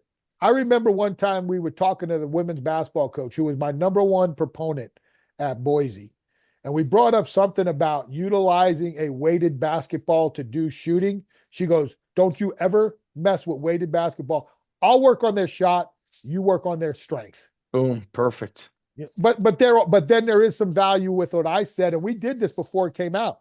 We took basketballs and rigged them up so they could work grip for rebounds. hmm So before you see all these balls now with J hooks to hook up Yes. onto a lat pull down, we were doing that with duct tape at Boise State in 1991. Well, But it but makes that's you different. But more. that's different than taking somebody with a 1 pound basketball and shooting free throws, thinking it's going to get them. Hell, man, you just threw that whole people's shot off. Yeah, House. Well, you know what else that's different? You were thinking, you're figuring shit out versus I saw these videos, I'm copying them. I don't really know what they mean or what it's Well, doing. that's the other I'm thing just is right. Is copying those it. who, and that's where a lot of times these younger strength coaches are so much into regurgitation. They have Hmm. no background in. It's just like I said, you can read all the Louis Simmons stuff you want and all the things he recommends. And I'm not saying that's not right or wrong. And you can tell me everything that's in those books. But what you can't tell me is what books before that you should have read to Oof, understand that better. And more importantly, you can't give me your own opinion on what you just read. that's right. Well, this Hey, is but why Louis got to. said this, or Zach Evans said this. Hey, man, I've talked to Louis and I talked to Zach. I know what they say. What do you say? And they don't know what that means. Well, you know why? It's got to mean something different because you're applying it to a different environment, to 100%. It's like different to different people. you can't, the day, like I used to remember this. Remember back in the 90s, right? Most high school coaches didn't have a strength coach, right? So all the football coach would do is go to the local college and take their program and try to do it at their high school. That's right. That never worked. It's just like, why did bigger, faster, stronger work like a lot of high school? Because it was simple. Correct. It wasn't based off of anything else but the free big lifts. Yeah. 5x5, 5x3, five, the old, it was 5 by, whatever it was, 5x8s, 5x10s, but it was the same. Every day was the same exercise. You got Yes. good at the simple stuff. But when you started going with the college program, hey man, you don't coach college kids. Your weight room's not the same as mine. So how are you supposed to, you don't know anything about subbing out, making the alternative move. So again, you have to build on what your personality is, what your weight room is, You got to what your weight figure it room out. size is. I mean, there's a lot of factors that come into, like I have a slide that I put out with program design, right? It's what is it called? It's I think it's like ideal versus reality. Like Yes. you have this idealistic way of how a program should look. And Yep. then I walk into my weight room. You've been in there and like, well, that ain't real. That program I just wrote ain't working in this room. Yeah. Like, Happened to and me at my high school. It's like like, this shit doesn't flow. I yeah, got a hey bunch of man, people standing around. yeah, can't program 100 athlete workout when you got 6 racks. I personally like at my high school, I have 1A, 1B, 1C, 2A, 2B, 2C. Do I like three exercises in a row? No. But But you got to get them in. So you I got to got to get them trifecta. You in. got to medley it. They get Time's a factor. distracted. I have 2 or 3 teams, so I need some of you here, some of you on the bottom. Yeah. Do I like splitting it up? No, but I turn the The end of kids the into day, did they get the coaches. work? Yeah, they get the work done in peer, and you got to It's get the not perfect. you got to get peer people. You got to get people to believe in enough where you can do some peer led versus coach step Yes. stuff. Yep. And You I just spoke got it. with yeah, that's the thing is like you got to always be hungry to learn. Like you and I, listen, I listen to business podcasts because I have to, but you want to know what's most exciting to me? Talking training Yeah. and like hearing these things. Let me ask you this, House. With your role with Dynamic, what have you seen changes to weight rooms, programs, just things that you've picked up on with all the traveling and do you help set up the weight rooms or do you go in Uh, kind of for? I'm more of the lead. Like I try to make connection. I'm a connector. Yep. When there are times when our TMs will call me and say, "Hey, a coach has questions." What's a TM? Our Like a territorial regional manager, territory our manager. Yeah, sales regional. team. Yep. Yeah. So, hey, I talking to a coach. He's thinking about like the inverse curl. Doesn't really understand what the value is compared to other things. Can you jump on a call and talk training? Or, hey, Yes. coach, this guy has your book. He's got questions. You're talking training. Yeah. I love that. Sometimes depending on how the conversations go, we may like I talked to one coach I'm going to see in January, and a lot of it is how they train versus how the room should be set up. Um, my because of my background in training where I was exposed to powerlifting, but I was also coached by an HIT strength coach. I'm a hybrid. I believe in machines. I believe in free weights. I believe in explosive What movements. what machines are you a fan of machines for this high school or college, and what I'm a fan of machines? machines for all levels of sport Okay. because there's just certain things that, regardless of what we want to say, our athletes are going to take longer in certain movements to get strong enough to do them with their body. I'm always going to look for things body weight first. That's why the block zero stuff. And I believe this when it comes to injury prevention.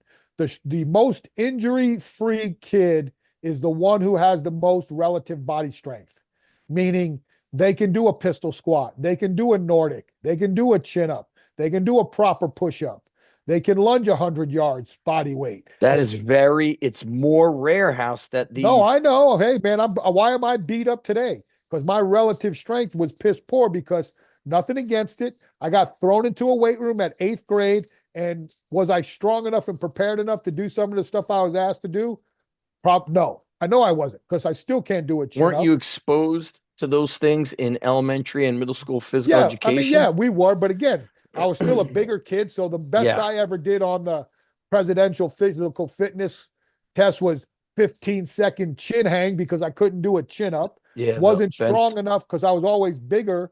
Had a hard time with rope pulls. Now, what I did do good at, which was laughable, was I could run distance. So I got the 400-meter patch. I got the 800-meter patch. I got the mile for time patch. I got the sit-up patch. But I missed out on the push-ups, and some of those other types of things. So Do um, you think you mentioned 400-meter? I remember I was 400 yards back then, a 440. okay, Yeah, Ryan 220. do you remember Ryan Schumann? He was a lineman for Yeah, I know Virginia the Tech, name. then a strength Yeah. coach. He told me that when Iron Mike, Coach Mike Gentry, was training everybody, he's like everybody had to, I think, run. I don't know if he said the mile or the 400-meter. You had to run it within a certain time. And he goes, it didn't matter if you were Yeah. lineman or Hey, skill so I guy. could tell you right now, when I first went to Wake Forest, our running test was a 30-minute continuous run, 100-yard down and back. Even When for the big guys, everybody. we had certain amount of laps we had to get done. When Bill Dooley took over, we had and it all we had him for 2 years, and we would report on whatever day we report. We'd have physicals weigh in that night, 12-minute run. Lyman had to run 6 laps in 12 minutes. Big skill, 6.5. A mile and a You half know, in 12 minutes yep. for guys Didn't that matter. weighed what'd you weigh? No. 275? O Oh, line or D line. It didn't okay. matter. You had Yeah. you could have weighed 400 pounds or 200 pounds. If you played O line or D line, you had to run 6 laps in 12 minutes. What do you think of that? Just in Uh, general. Back then, that's what it was, right? The Right. mile run was big then, but that was Wednesday night. Then we woke up Saturday, the next morning, whatever that day was, and we had to run an 880 for time. Our time for lineman was 2 minutes and 45 seconds for a half mile. What? Tell me, a lot of guys failed that. A There's no, lot. that's I didn't. I was good. I ran 237 my junior year and 243 my you senior year. must have been flying like running from the But cops. but again, I mean, I ran I ran 6 3/4 laps and 6.5 laps in a 12-minute run at over 275 both years. It's And very rare. then we had to finish with, so if you passed those first two, you had to run 1240s for under 0.5 of your best time from spring. If you failed one of them, you had to run 16. So we ran.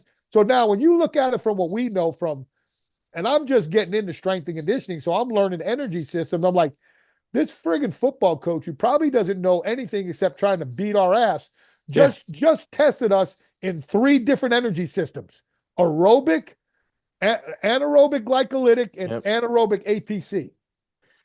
And I'm like, this fucking dude didn't even know what he was doing. And we're getting tested in all Everything three was of just them. be tough. I think Yeah. everything was about We tough ran, we ran and a being 12 in minute. shape. So we ran a 12-minute run on Mondays. We ran full gassers on Tuesdays, full gassers on Wednesdays, half gasser on Thursdays, walk through on Friday, play on Saturday. So when you think back to all that And stuff, we had 2 to 3 hour practices. Yes, and all this like Triples. We had triple sessions. and no recovery Yeah, modalities. we had three. We had Did three you a have day. recovery Yeah, I mean, modalities? Did you have ice cold. bath? Yeah, ice bath. That's it. And a And lot of very guys few and didn't. very few guys didn't do that. I mean, they went home and went to sleep. Exactly. And Now, then we had, and then we lifted what two? I lifted 4 or 5 days a week. My last 2 years when I just loved it because I loved the iron. Like in the end, I chose to be a strength coach because I loved the yeah, iron over the grass, and and that's when it got to the point where I just loved the iron, and almost to a point where I was a detriment to my football playing ability. right. You're putting in so much time. By the way, I know we're jumping around a lot, House. You know what? When I have a athlete that tells me he wants to be a strength coach, I say, nope, you have to be a physical therapist who can also be a strength coach. 100%. Especially in So, this, like again, it goes back to yeah, this era. I Like want that's to, and I will tell you, uh, most of what I'm doing now with training, especially is physical therapy it's related. prehab rehab type stuff. I mean, I don't even call it that. I It's know just called building stabilization bodybuilding in the, yeah, movements, exactly. It's like, sleds, GPP. yeah, I mean, and where I want, like, I was just thinking about this when I was in the shower about the way I'm writing these programs is I need to go visit a PT for like 2 or 3 days just so to make sure I'm correct in what I'm calling these movements, like horizontal abduction of the shoulder versus just pure abduction of the shoulder. You know what I'm saying? What's shoulder hyperextension? What's shoulder hyperflexion? What does hip internal rotation really look like? Yes. Because all these things that I've done as a general physical preparation specialist, now I want to know a little bit more of the intelligent part of why things are the way they are. I don't think I'll ever be like have that eye. Like I have the coach's eye to look at general technique and know what we have, but I don't know if I'll be able to be like that true professional, like a physical therapist who can really die. And I don't know if I want to be that. I'd rather hire that person on Hmm. my staff and teach me Well, enough to know that, hey, you need to go see Zach the to get best dialed PTs in. I know are also strength coaches. Yeah. So I take my kids to my buddy. He started a company in New York City. He put it in a CrossFit. Everybody's getting Oh, hurt. he's Yep. making bank now. A while back. And then their other location is inside of a predominantly overhead athlete. So baseball Yeah, players. so he's loving life. Right. So I took my daughter and son to him for UCL, little leaguer shoulder, all this stupid shit that happens because they could also touch and Yeah. feel Oh yeah, what's trigger point stuff and yeah. yeah, or they have that different assessment. But there's also this house. There's also physical therapists who might have a kid who had an ACL surgery. So let's say a kid had to get ACL surgery in September, October. I see that kid in June, and that kid can't do a full body weight squat. To Well, me, that's a that's the major other, problem. and I've seen that at the college levels. When I visited, like you said, what do I see visiting schools? I visited one college, and a kid was coming off an ACL, and some of the exercises that person had him doing, that athlete was not prepared, and their technique was so bad that I almost wanted to walk over and say, Yep. "Hey, you are not helping this kid." So here's And the deal with I that. like I would tell you this: if I was starting a program from scratch, depending on how the position I was in and how I would build out, there's two things. If I was building out just a pure strength staff and I was the head strength conditioning coach, I have somebody that I would hire right now that would be on my staff as one of the four assistants with me that is a physical therapist with a strength back. Exactly. And Even if I was doing it in a private facility, I would yeah, put for in a sure. physical therapist. Or if I was taking a role as a high performance manager or the high Yes. performance director Yep. or health wellness Yep. I performance know what you're saying. director, Yeah. I would separate sports medicine athletic training with sports rehabilitation because I think it takes there's too much going on, and I think that uh, the most overworked right now to me in that setting is athletic trainers. I think they're given they have a lot more than a strength coach does on their plate. Well, And for various reasons. And to me, especially post surgical rehabilitation, that is such a unique, to me, niche capability that I would separate my rehabilitation department as a and my sports medicine. Now, would they work on under probably the same roof like we all do? Yes, Right, but to there communicate. would be a director of sports rehabilitation and a director of Oh, I see what sports you're saying. medicine. By the way, like some athletic trainers love the kids in the room. And John Welborn said, he goes, you know what I learned early in my NFL career? That athletic trainers room is like a virus. And if you hang out in there too long, you never get rid of the virus. Well, and And you there's never, truth to that. If you look like certain people in coaching, like they would tell you, yeah, again, it's all. I don't want to get too much into it, but I do know there was one particular head coach back in the day who we know who he is, crusty as hell. He made crusty as sure hell. that the training room Hmm. was the coldest, most place, no TVs, no nothing, because he didn't want you in the training room. He didn't want the training room to be the players' lounge. And That is a sometimes what happens problem. is, yeah, and it's right. More time you train, because then it's always like anything, it comes back to like anything you have a problem is, well, I'll just go to the trainer. And again, I'm not saying that that's not a detriment to the trainer. That's just the way the environment's been created. And it's just like some guys don't love the weight room. And some But guys that's a do. problem. And If then the you guy, are in a but then the contact guys hang sport, around. But then the guys who hang around the weight room too much, now you got to worry about it. Okay, even I'm telling you, get the F out of here, dude. Like, yes, get yes. out of here. You need to go watch film. But Go watch film.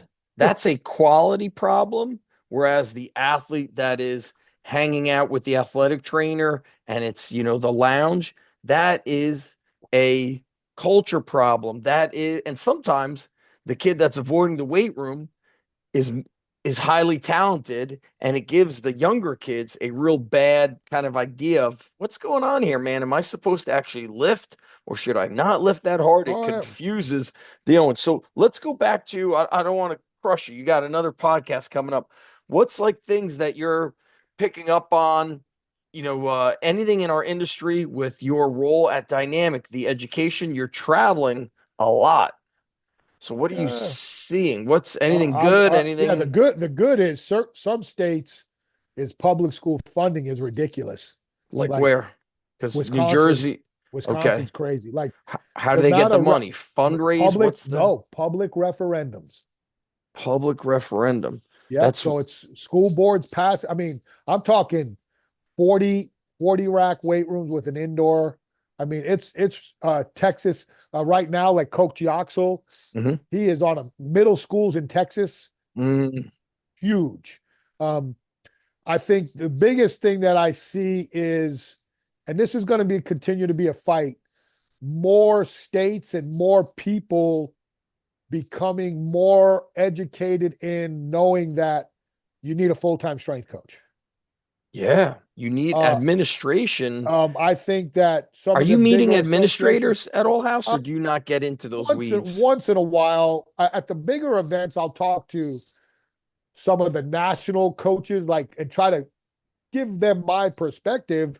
But again, I can't take the lead because I'm not in that position to take the lead. I can be a tremendous support and advocate and Hmm. help you, but like I'm not the executive director of the NSCA. I'm Right. not the executive director of the NHSSCA. I'm not the executive director of the CSCCA. But these people are in roles where they can help promote certain things. Like I don't think there's a lot of quality strength coaches that would really like to leave the college setting and go to a high school, but because they're not certified to teach, most Oh, public schools won't accept the CSCS as the certification accreditation to be a some weight coach, which to some schools me, are doing it, yeah, are but getting away. They're hiring. I know in South Carolina they do oh it. yeah, there's certain states, In but they're my town, he's an employee of the school district. He's not a teacher. He runs strength and conditioning, which gets pulled out of PE class. So right. it's got to be So there's some. certain ways that, but this is where to me is if I'm an executive director of one of these high levels, and we're going to talk about how strength and conditioning is evolving. Like remember, when I started Block Zero, I told people Block Zero programming should start. You should officially walk into a structured program your second semester of eighth grade leading into your high school years. But Yes. now strength and conditioning is getting so much better at the high school levels. Now I'm like, you need to start middle school. Like one Yeah. through five, you can do a lot more of their free play, That's what I did. Elementary school. just figure it Yeah. out. Throw Yep. the like remember the old like you also laugh when a coach would just throw the kickball out. He probably was doing us a favor. I did a Like different sport every figure month. out like one day he'd throw a kickball out and we'd actually play kickball. Then some days we'd play dodgeball. Like it was like whatever the hell, hey man, go figure it out. But Which is important. but again, we have to look at how the environment's changed. So to me now, with the way I look at the beginnings of a Block Zero program for that age bracket, that middle school now is the attack point. Like if you really want to if you're somebody who is passionate about training, passionate about giving back and preparing these kids to be healthy and resilient, it's going to be hard to say injury free, but resilient and robust enough to take the impacts of what they may occur in sport. You want to be a middle school strength coach. They just listen, they move. If you look at pictures of our groups and compare them to 15 years ago, you'll see majority middle school kids with us. Why? High school, some high schools have strength coaches. I said earlier how they just want to train with their friends. Yeah. So they don't want to be coached anymore, but we're getting them before all of the craziness happens. And what I'm trying to say is our best athletes train with us starting in middle of 6th grade, 7th grade. They get this crazy foundation that when it's time to teach them how to do a hang power clean, they've done so many front squats and kettlebell Goblet squats and swings and they've been walking on their hands and pulling sleds and doing carries and doing all this high rep dumbbell work. And then they're ready. They're so. Well, it's funny you say crucial. that too, because when you brought up Jim Wendler, there was one thing too. I remember when I was chatting with Jim about what he did with the high schools. He said the other one that he saw was a tremendous amount of muscle mass and kind of conditioning was heavy, high volume goblet squats. He told me the story. He said like the 100 guys would do. He said 50 reps. Forget about the lower body. He said their upper backs got monstrous, and I was like, I used his. You talk about simple is effective.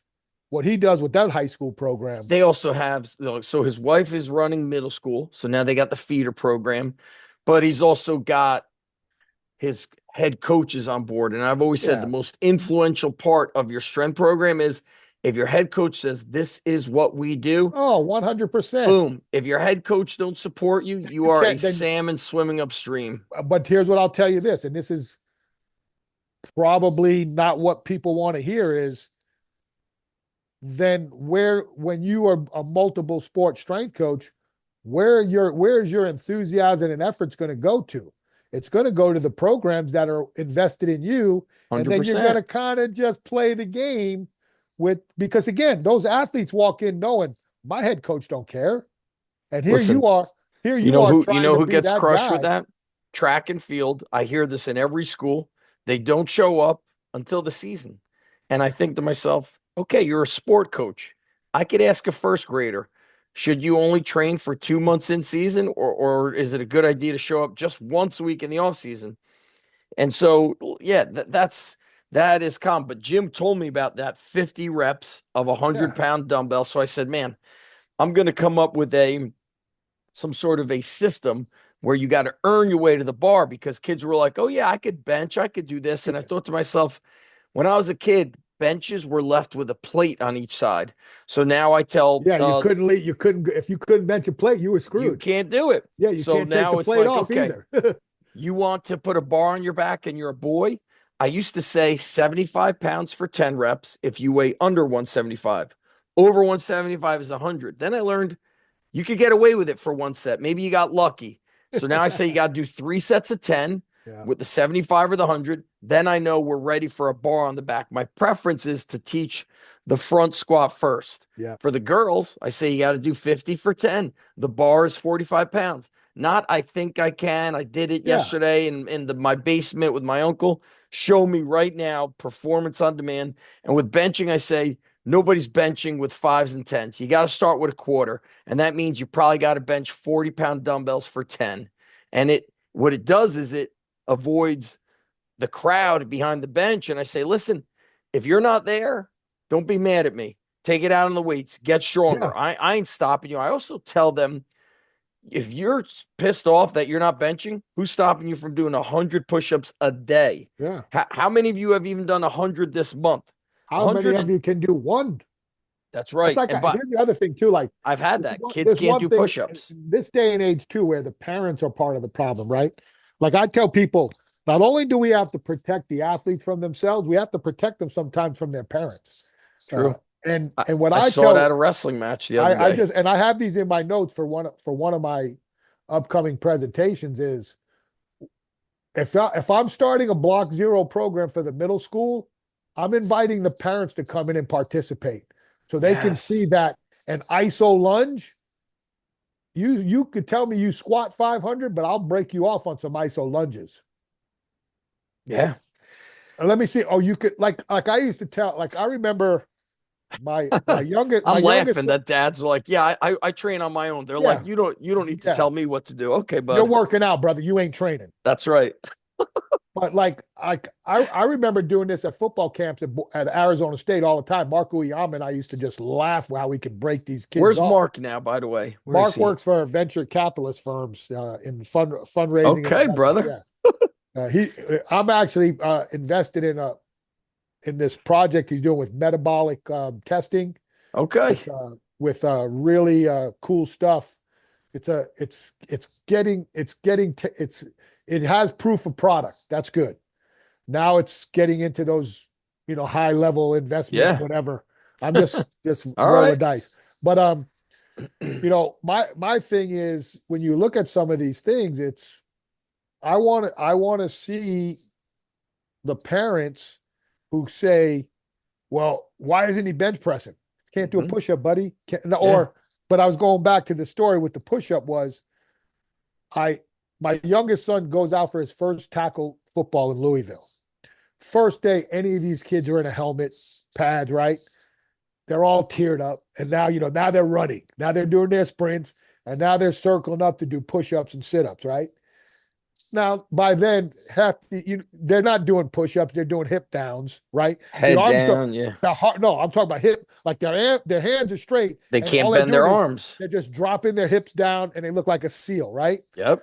And they're yelling and yelling. I went over to one coach, I go, hey, let me see you do a push-up. There you Huh? go. Like, like you're yelling at kids that ain't never been in pads ever. Some Mhm. of them ain't never even played football. They're crying their eyes out, and you're yelling at them to do push-ups right. Well, let me see you do a push-up right.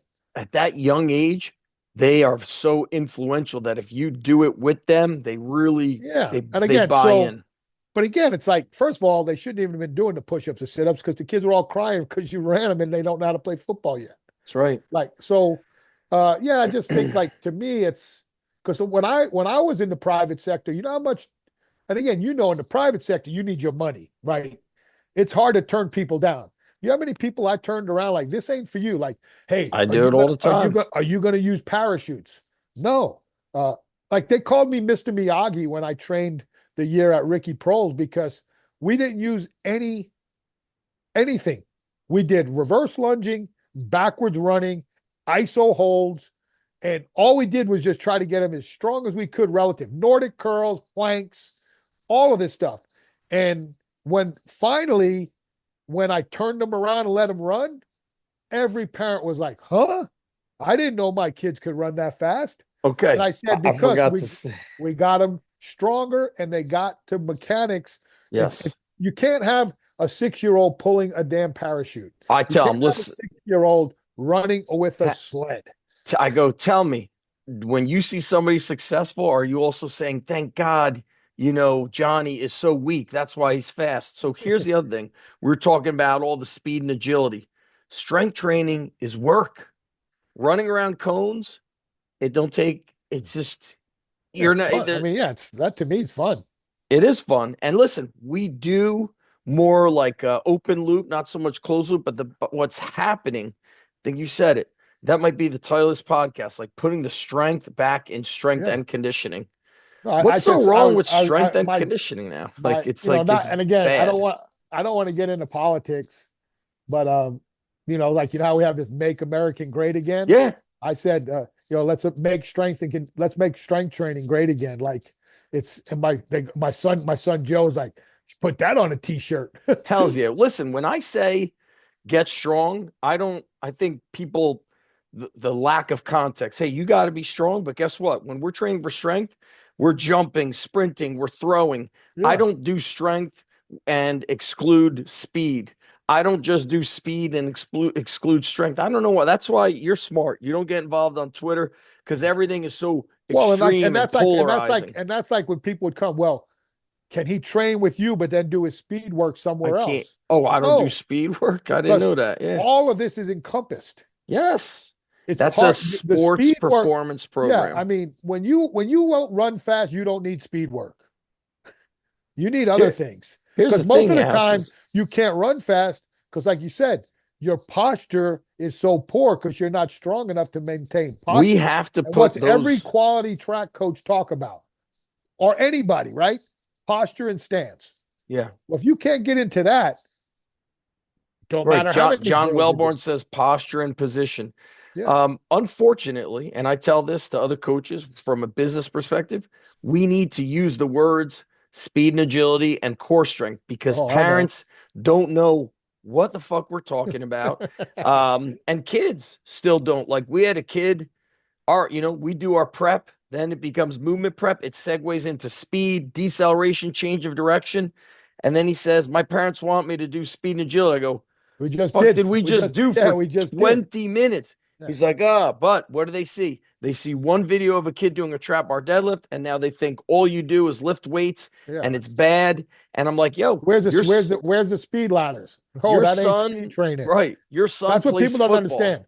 It's a mess out there. The speed ladder is a drill for foot speed, not speed. It's patterning. And I'm not saying there's not good or bad. Like I stopped doing ladders, but I'll be honest with you. When we were pregame in the NFL, we set up ladders because our guys like doing quick They footwork. like doing it. Boom. So They you know believe what? in it. So Yeah. So do for it. me, but like we would do it more for really just to warm up the ankles and the feet. Correct. But it wasn't like I wasn't going to say if we did speed ladders. I don't even know why they're called speed ladders. They probably should be called agility Foot, ladders more than anything. But foot ladder. But Dave yeah, Tate said this in those early days. What were you, Coach 62 on there back in no, the I day? was Coach H. Coach H 62 was was Milo. okay. Coach X was Buddy. Why were you Coach H? Where did H come from? House. House, big house. So, Yeah. you know what he said in those early days? He's like, oh, everybody says benching is not functional. He's like, well, guess what? If a high school athlete increases his bench press and gets bigger arms, I've built his confidence. He's like, Yeah. is that not a transfer of training? No, Is I've told that to confidence? everybody. No, I mean Yes. that's the number one transferable trait. Confidence, Yes. belief. You Doesn't just have said nothing to it. do. I'm using the foot ladder. Why? Okay, I'm prepping ankles. They believe in it. Yeah. No, man, I've Number told them one. everything. And that's why I believe it's important when you bring these kids into their setting for the first time, you put them in positions of success early. Because if Yes. you throw them under a bar and they fail, they're not coming back. You crush their confidence. So I've always said that. I've got a slide. The number one transferable trait is confidence, period. Love it. Boom. Nothing else. Nothing else matters.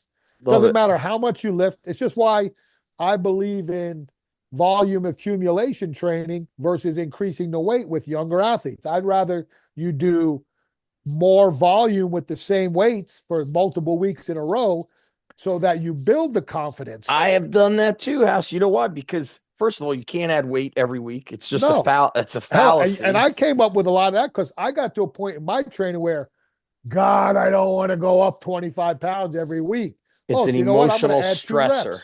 So You're gonna add two you flat reps. load the weights. Yep. And guess what you're doing? If you do it for density, now you're getting in shape. Love it. Your lean body mass, and you're getting stronger. And it gives them an opportunity to improve technique. So what you said about 100%. giving them chances to win, I'll say, hey guys, you don't have to add weight. Maybe your reps are a little faster. Maybe your Yeah. technique is better. Or a little These are slower. Show me like, and again, that's where show like me I how tell strong people, you are with the eccentric. I yeah, love how you explain that. yeah. I mean, it's simple, man. Just, hey, man, show me how fast you are. Show me how strong you are.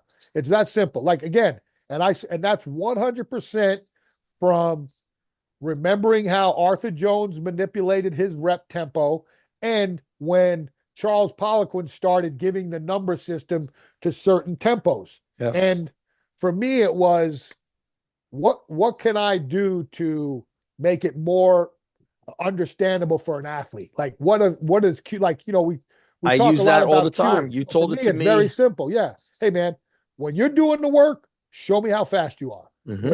When the work's doing you, show me how strong you are. Now, You, and now yep. if I want you to overload the eccentric, then I'll say we're overloading the eccentric. But what you find is athletes will manipulate the eccentric based off of the once they do the first couple of reps, they'll sometimes get even slower to really show you, like they start to manipulate the eccentric tempo on their own. Which helps build muscle, which Yes. helps build joint integrity, which builds durability. By the way, you can't figure this shit out unless you're training a lot yourself. And people don't know when you were coaching all these sports, you told me you were coaching with your first son on the Yeah. baby, I don't know, like the baby front Yeah. Like pack. whatever, like a front knapsack. Yeah, you got to coach your face off so much that you're become a Well, it's beautiful the same mind in thing. coaching. Why is it important now? Like, why do I think and sometimes some of the strength coaching has deteriorated is because we've come into what I call, single sport strength and conditioning, where again, and this is where like with multiple sport, when people talk about multiple sport athletes, are they now there are some athletes who can excel at multiple sports. And when I remember that being called was be called like like say you're a three sport athlete and you're all state in all three, that would be considered an AAA all sport athlete. But That then there's doesn't other, happen anymore unless you're in like our yeah, but yeah, town is very small small. smalls. But Yeah, then like for me, I was a two sport athlete in college. I mean, in high school, high school. I was a football player and I was a wrestler, but I was an AB multi-sport athlete. I was using B to enhance A, and I was above average in B, but I wasn't excelling in it in A. But that exposure to B allowed me to be greater at A. And it's the same thing with coaching. If I'm exposed to more demands and more different movements from different sports, I'm going to be better at coaching every You've one of those exposed your sports. tissue. I just Yes. wanted to use So those like I words. said, but Tissue it's exposure. so what I say is like there's the exploratory factor of free play, and then there's the exposure of movement from being multiply disciplined. But you know what else, House? The football combined with wrestling, a lot of the younger football players are afraid of contact. They've never put their hands on Oh anybody yeah. because I watch my neighbor. He's got four kids, two boys, two girls. The boys are outside and they're like playing baseball, but it always ends in a wrestling match. And I tell him, he's like, man, my kids are going to kill each other. I go, the Good. Let best them. thing they're doing is all that Yeah. wrestling and it builds such confidence. But here's what's interesting. I do not see football coaches and wrestling coaches working together. Like, So our I head don't see football, it. the best 2 years of what the 2 years that I was on the high school wrestling team, our head football coach was the assistant wrestling coach. We Here's what I would say. Okay, you need your linemen to get more And athletic. our starting Yeah. running backs, our two starting running backs and linebackers Played wrestled, basketball. Oh, wrestled. and then the offensive guard. So our two starting linebackers and running backs, same two guys. They started both linebacker and running backs. They were our 167 and 177 pounders in wrestling. Yep. They were heavier than that when in football season. Our 215 pounder was an offensive guard, defensive lineman, and fullback his junior and senior year. And then I was the heavyweight. And back then in New York, the heavyweight was 250. And I Mm. played offense and defensive line. We had a So, couple of guys were corners and DBs that wrestled and some run and And smaller the running skill backs. guys, what the skill guys do? Play Play basketball? basketball or run Yep. track. We had a really high track team. We had really good Did sprinters you, and by the way, we were talking about like weightlifting looking beautiful. Coach Reb Brock, I love yeah, he does a you. good job. He does a great job. They have great posture. Yeah. They clean. They look great. He does a lot of mobility through exercises. To me, I could tell. And he don't have a beautiful weight room, and he's in No. Texas, so he makes it Well, it's work. just like remember John McKenna when he was in the basement with Bomb like shelter. yeah, it It's a was like the bomb. It was a basement of bomb the school. shelter. Yeah. It's a bomb He shelter. had That's that what it one, was. it was a narrow hallway with a friggin' roll of turf and got it Yep, done.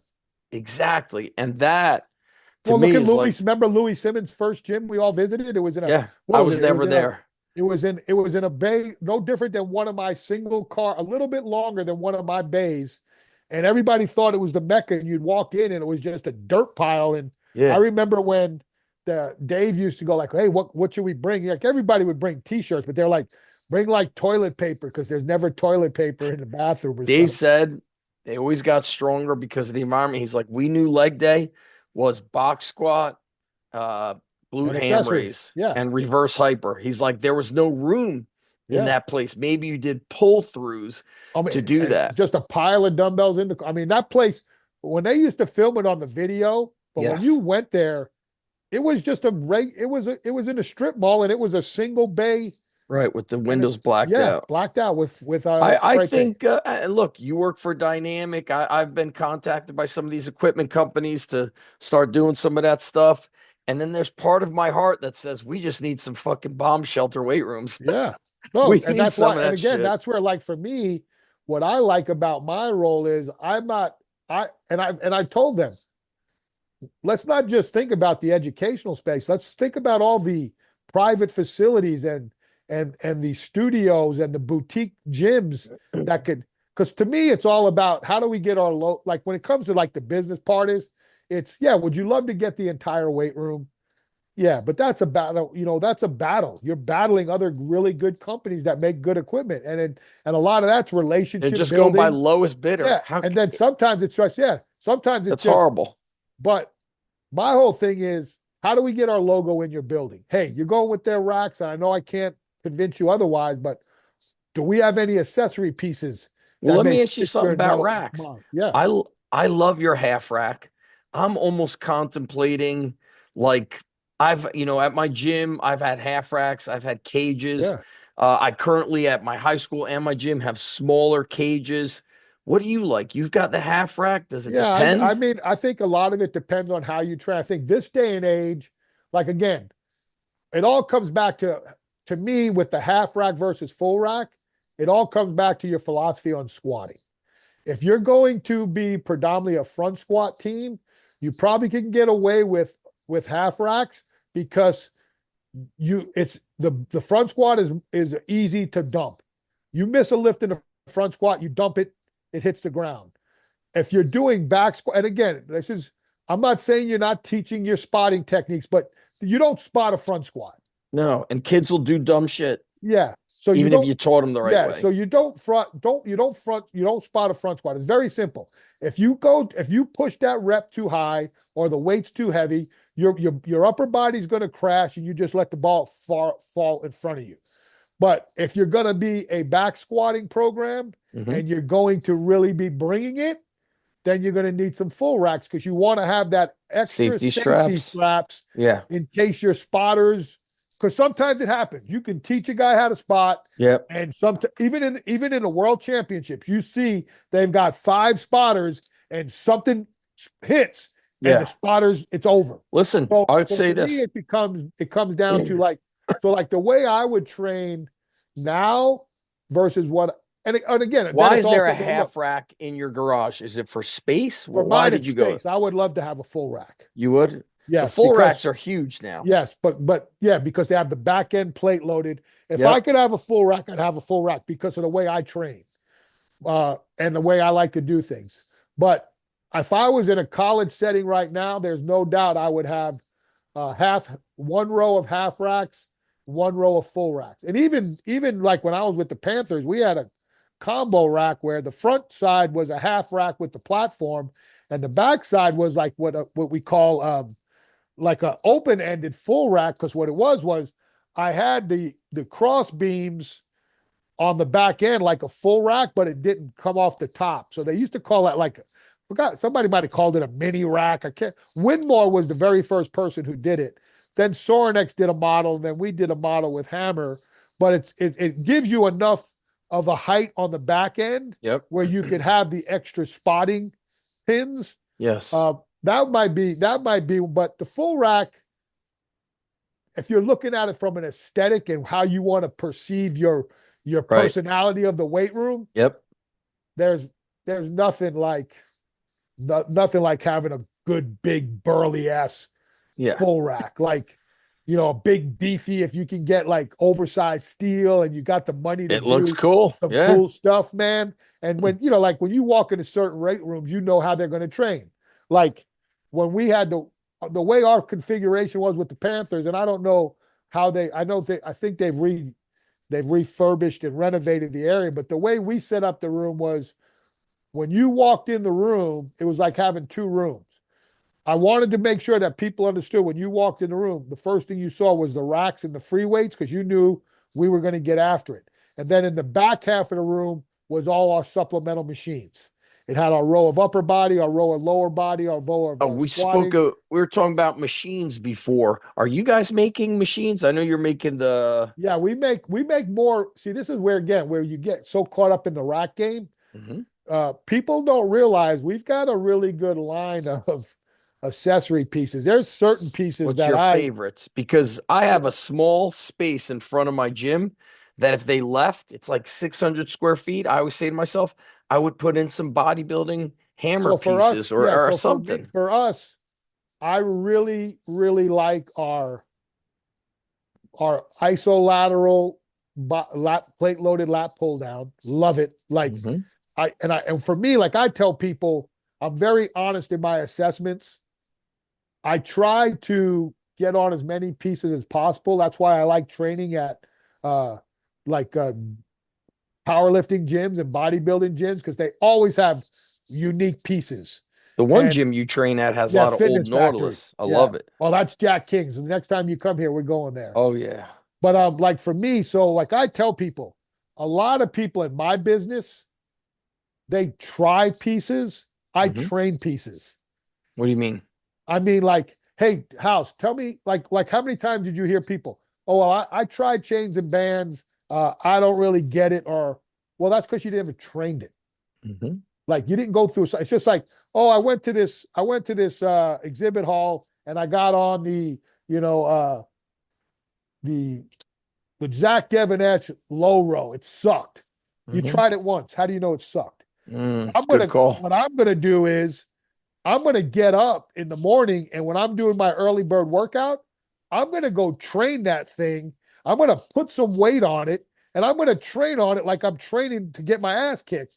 Yeah. And I'll know. So, like for me, and then when you're beat up, like I know with the way my shoulders are and the fact that I need surgeries, and I know if I get on a plate loaded machine and I have no pain in my shoulders, I'm like, oh, this one gets ranked very high. But Me like, too. so for me, I tell people I don't try pieces, I train pieces. Good. And if I haven't trained a piece, I can't give you an honest assessment of how I fit in it. So, Nice. like for us, our isolateral lat pull down, I love. Is Our that one in 40, your garage? no, I What's don't have that one. I okay? have just a regular pull down. Gotcha. And then our if I had the room, it'd be in my garage. And our 40-degree T-bar row. So our The chest chest support supported row? team, yeah. Okay. Oh, I love it. Those are my two. Those are my two like money upper body pieces that we do. We have some. So like again, and I don't want to talk out of turn, but we were the first manufacturers for Arsenal's equipment. So a Oh. lot of their first generation pieces in their line, we actually build the similar model. So Hmm. we have several of those pieces in our repertoire. Another piece that we have that I really really love, and I have to get more. I have to talk to our engineers to talk just so I have the right uh, terminology to talk to you about it. But our leg extension machine is on fire. Like Plate loaded well, or a it's a pin? selectorized. Yep. I think we're coming out with a plate loaded combo seated leg curl leg Oh, extension. but does it hurt your knee? You've had a couple knee No, that's surgeries. why I'm saying, like, I've had plenty. I'm getting ready to have another one, and I need a knee replacement in the other knee. But yeah, that's what I'm saying. Pain free. So The that's way the interesting. way the way the pad. So you know how a lot of times when you get on a leg extension machine, depending on if it's adjustable or not, it can throw you off. Like if the pad's too high, you're going to be able to do a shitload of weight. If it's too low, it puts a lot of pull on the knee, especially if you're Yeah. like us that have knee issues. This one has some type of rotating, so regardless of your leg length, it's automatically going to find the what I would call close to a biomechanical correct position for the pad. Yeah. I love it. Like I don't 50 pounds double leg for me. I'm getting my ass kicked for a set of 12 to 15. Wow. Doing Um, quality perfect rep.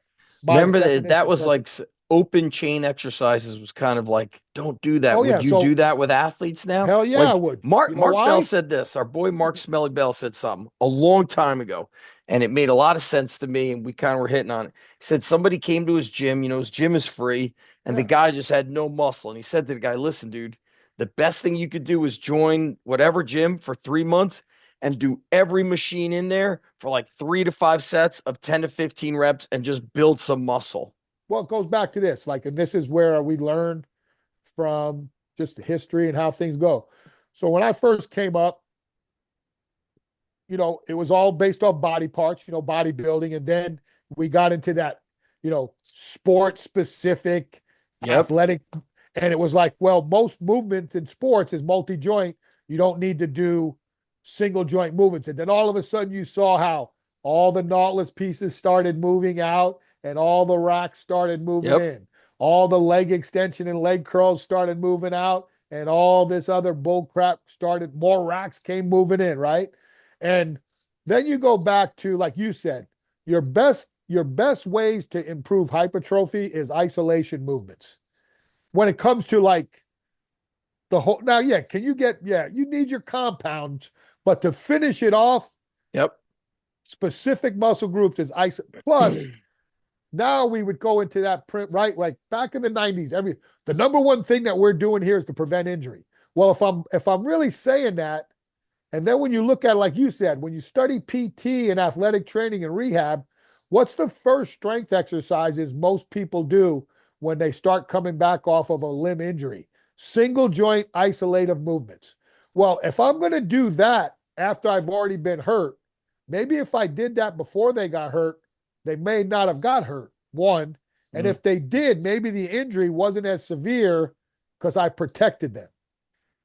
Like when I first came up, we saw a lot of people getting hurt with dislocated shoulders and posterior capsule problems because everybody was jerking in Olympic lifting and doing full snatch, but no one ever thought, hey, are these guys' shoulders dexterity and strength Dude. prepared to do that? So Okay. what happened was when I took over uh, the some of the programming, I stopped snatching altogether, except Hmm. for our throwers. What We about went, dumbbell snatch? No, just not, well, it kind of gravitated, but at this point, I threw out all snatching. We did continue to jerk, but what I did is I implemented because I was meeting with the team physicians because they were very consciously aware that we have way too many shoulder surgeries coming out of the weight room. It was evident, and again, this is me coming up, and like I was the assistant, and I'm watching and learning. And this was no detriment to my boss at the time. It was just the way we guys trained. yeah.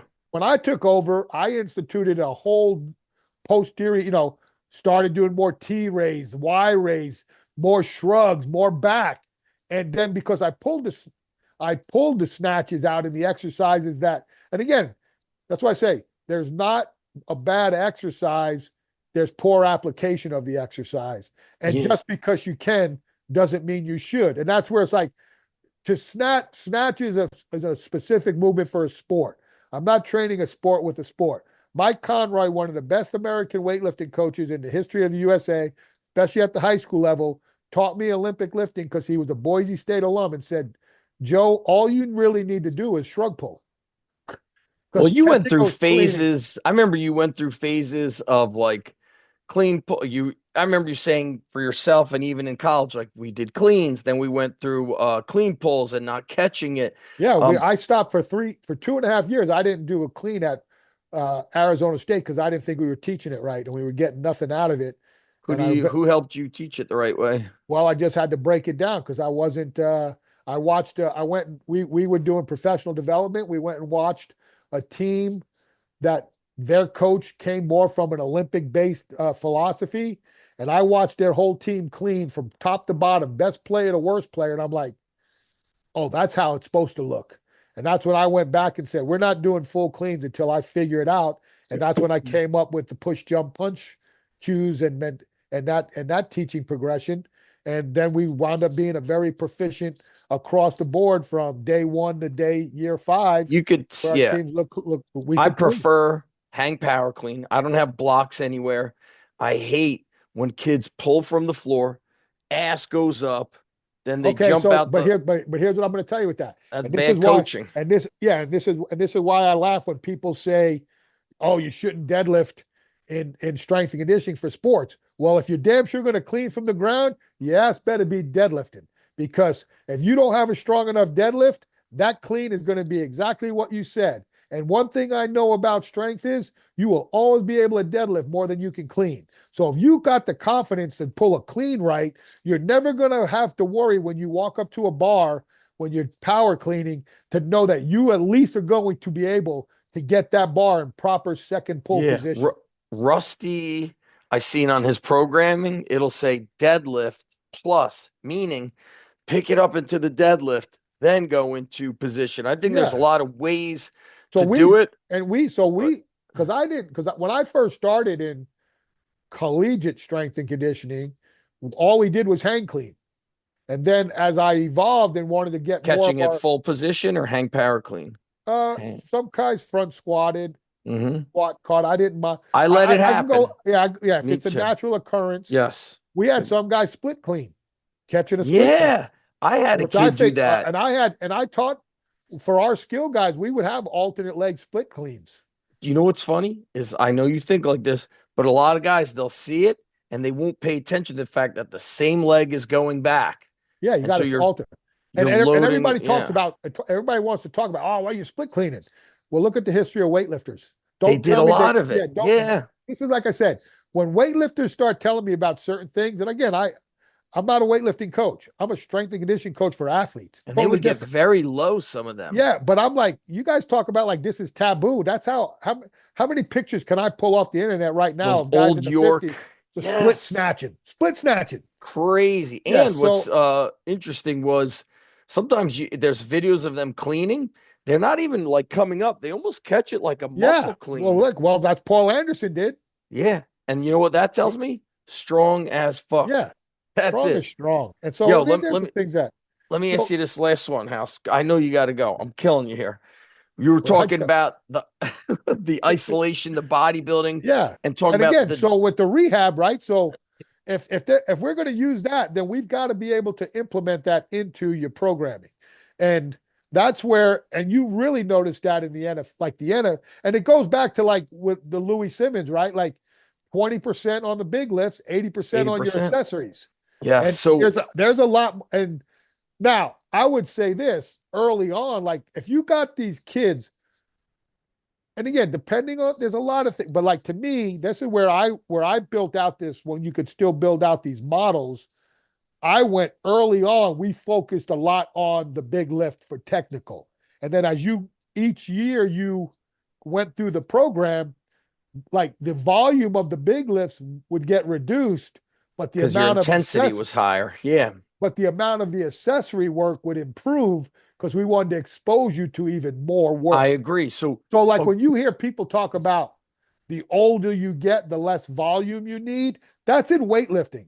I still need volume with my athletes, but the volume's going to change. So, like if you're doing 10 sets of two as a sophomore in the squat, and I'm a senior, I'm doing 5 sets of two, but I'm picking up my volume somewhere else. Yeah. Well, they're as when you're an upperclassman, your intensity for the big lifts is much higher because you've got the technical Yeah, proficiency. you're exerting much more You're getting more out of it. out of it than a Yeah. guy who's just, hey man, Um, I'm just naturally gifted right now to you get when some you work when you done. were mentioning like the split jerks, so and talking about bodybuilding, I've been watching, I think like I don't know who they are, but there's like video footage of the Chinese weightlifting halls. Those guys are built. Now, I They're don't care. yoked. But if you Yeah, see it's some of their, like these guys are a lot of taking, accessory work, but you see but this guy's taking 10-pound, excuse me, 10 kilogram plates doing full circle yeah, lateral raises. Yeah, I mean, and whatever I'm the U like, raises. I can't even do a plate raise with a 10K So right check now. this out though. Then you'll see, let's just say an American or anybody, they do a split jerk and they're everywhere. And I'm like, oh, you want you people, I think they just can't assess. I'm looking at the arms. You have no triceps. I'm almost watching your elbow hyperextend. You have no Well, shoulders. and Where but here's is but there's no set, and that's where that's like the problem? when Louis Simmons would talk about weightlifters, what I think what he was trying to talk about, like, and this is where I think why Travis Mash had a lot of success as a weightlifting coach because he brought strength into weightlifting. Because like, and again, there's certain numbers, but like I never could understand where, well, if I cleaned and jerked 100, 300 pounds, I would only use a squat max of 120%. That's how they would train. But that's where, but then you'd watch Shane Hammond and these guys and Mark Henry come in who could do well more than 120% and Yep. want to know why these dudes are ricocheting out of the bottom of cleans because they were strong. And I think Travis did a good job of taking his powerlifting background and what he had Yep. learned through that and implementing that into weightlifting and coming up with a model where he brought legitimate absolute strength work into the game that I think helped a lot of his Yes, lifters I succeed. saw. I was down there. We ran into each other doing seminars down there. He'd have them like doing max effort rack Yeah. pulls, shit like that. But I always say, like, hey, there's a system that's already been proven. Like, okay, if I want to get great at football, wrestling, blah blah, there's somebody that's already done the system. All right, House, let's shut it down, my bro. I could talk to you all day. Anything else you want to talk about? Is there a question that people don't ask you that they should be asking you? A No, I topic? don't. I mean, I don't think. I think you know. Hey, I've been around a lot. I'm a very. I think I'm a. I definitely have a strong opinions, but I think they're well thought. I reserve the right to be wrong. Hmm. I've we've all kind of had our different paths, but I always tell people I'm very strong in my opinions, but I don't just wing it. They're very well thought out because that's all I do all day is think about things and what I've seen and how can I take the experiences I've had to help some people not fall into traps. Like whether it be even like when I'm talking to guys about their contracts and versus, hey, do you even know you're on a contract? Do you know that your contract is at will versus a full year or a multiple year contract and how you get paid out, like, or versus, where was your evolution? Where, in 1991, if I would have told you I would be more leaning to a front squat to a back squat, you would say, that you ain't the house I know. But you just, it's just about you watch the evolution of what training is. And again, if you're going to call it what I call my system, athletic based strength training, then you've got to really look through a different lens than, yes, you're going to pick movements and methodologies from powerlifting. This is why to train an athlete, there is no really right or wrong answer because there's nothing there. Like I said, it's nothing. It's not like, hey, if I powerlift, there's several templates out there that Yes. that's the way you go. If I weightlift, here's the templates for weightlifting. It If I depends. bodybuilding, here's the basic templates. But for training an athlete, there is no, that's why there's multiple, I like that you call it why people, athletic based strength training. yeah, That's because that's, I perfect. mean, again, I justify that based off different things.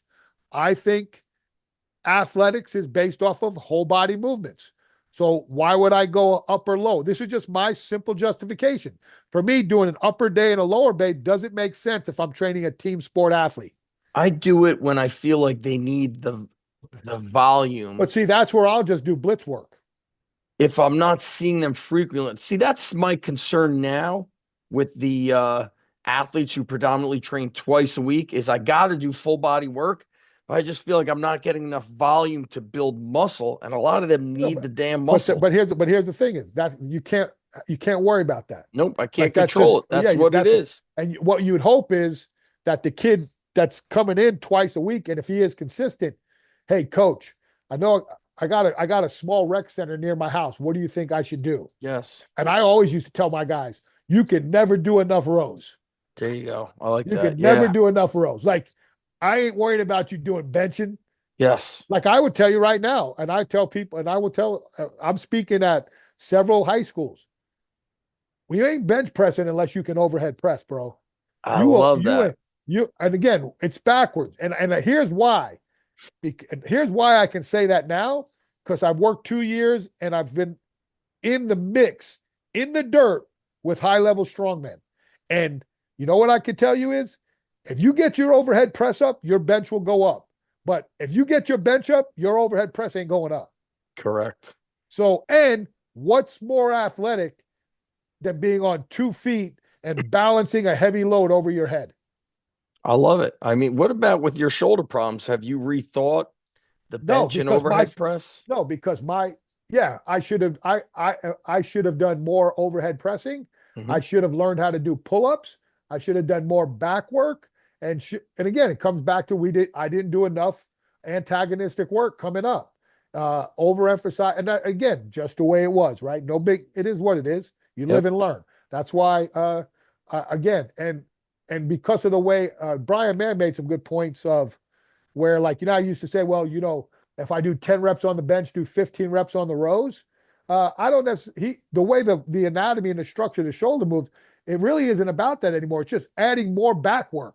Like, to me, it's like, hey, we're going to do 10 reps. We're going to do a horizontal row for 10, and then we're going to do 3 sets of 25 bent over T raise for rear delt. We're going to do 4 sets of 25 face pull for rhomboids and upper trap.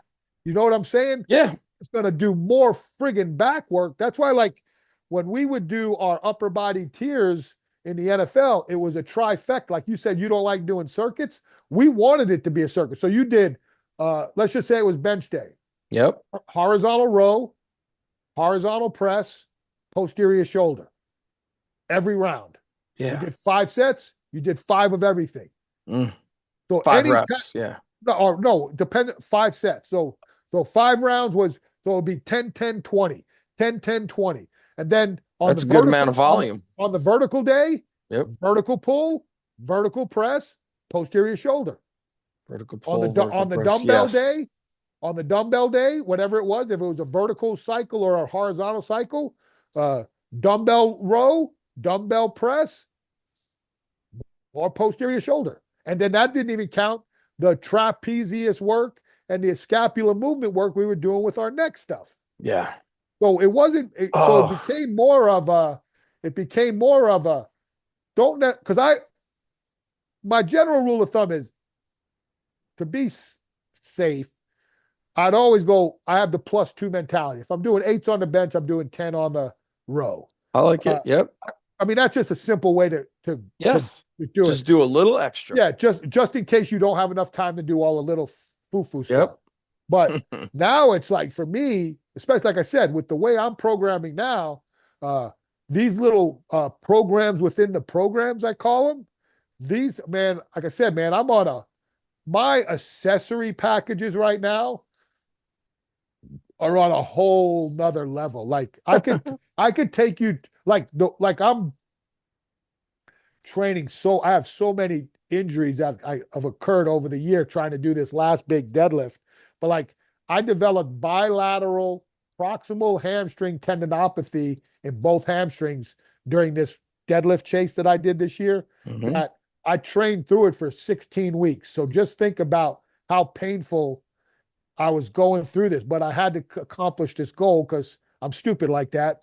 And I only have so many more max deadlifts left in me. That's right. And but now the rehab is very slow. It's a tedious process because tendons take longer to heal. Yep. So I've studied enough, talked to my therapist, but like today, I went through what is a call. I called it a hybrid stage 1, stage 2 rebuild program. I don't like to use rehab or prehab. Yep. That if I took you through this program, and again at your age, again, I know you like deadlifting and I know you like your belt squats. You're like me, man. You're going to train the movements that you can train as heavy as you can. But I will tell you this, if you can this program from start to finish with my reset, my reboots, all my was 73 minutes. Jeez. But if you would be like, damn, House, that's some shit. Because it's stuff you're not exposed to. I have to come down and train.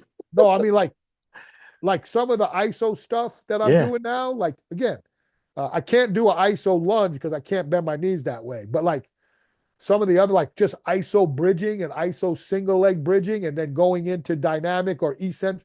Like I did a deal today where here was a trifecta work I for love knee. that you called it trifecta. Yeah. Knee flex. Here was my knee flexion trifecta. So it was an isometric leg curl. This Mhm. was a double leg work. So isometric leg curl, and I'll be posting this exercise how I set it up with a band. So it's an isometric leg curl for 30 seconds. Then I go to inverse curl, so a Nordic curl, overemphasize eccentric lowering. So So super slow. super slow, but I get the concentric on the way up because it's Hmm. counterbalance, so full range of motion.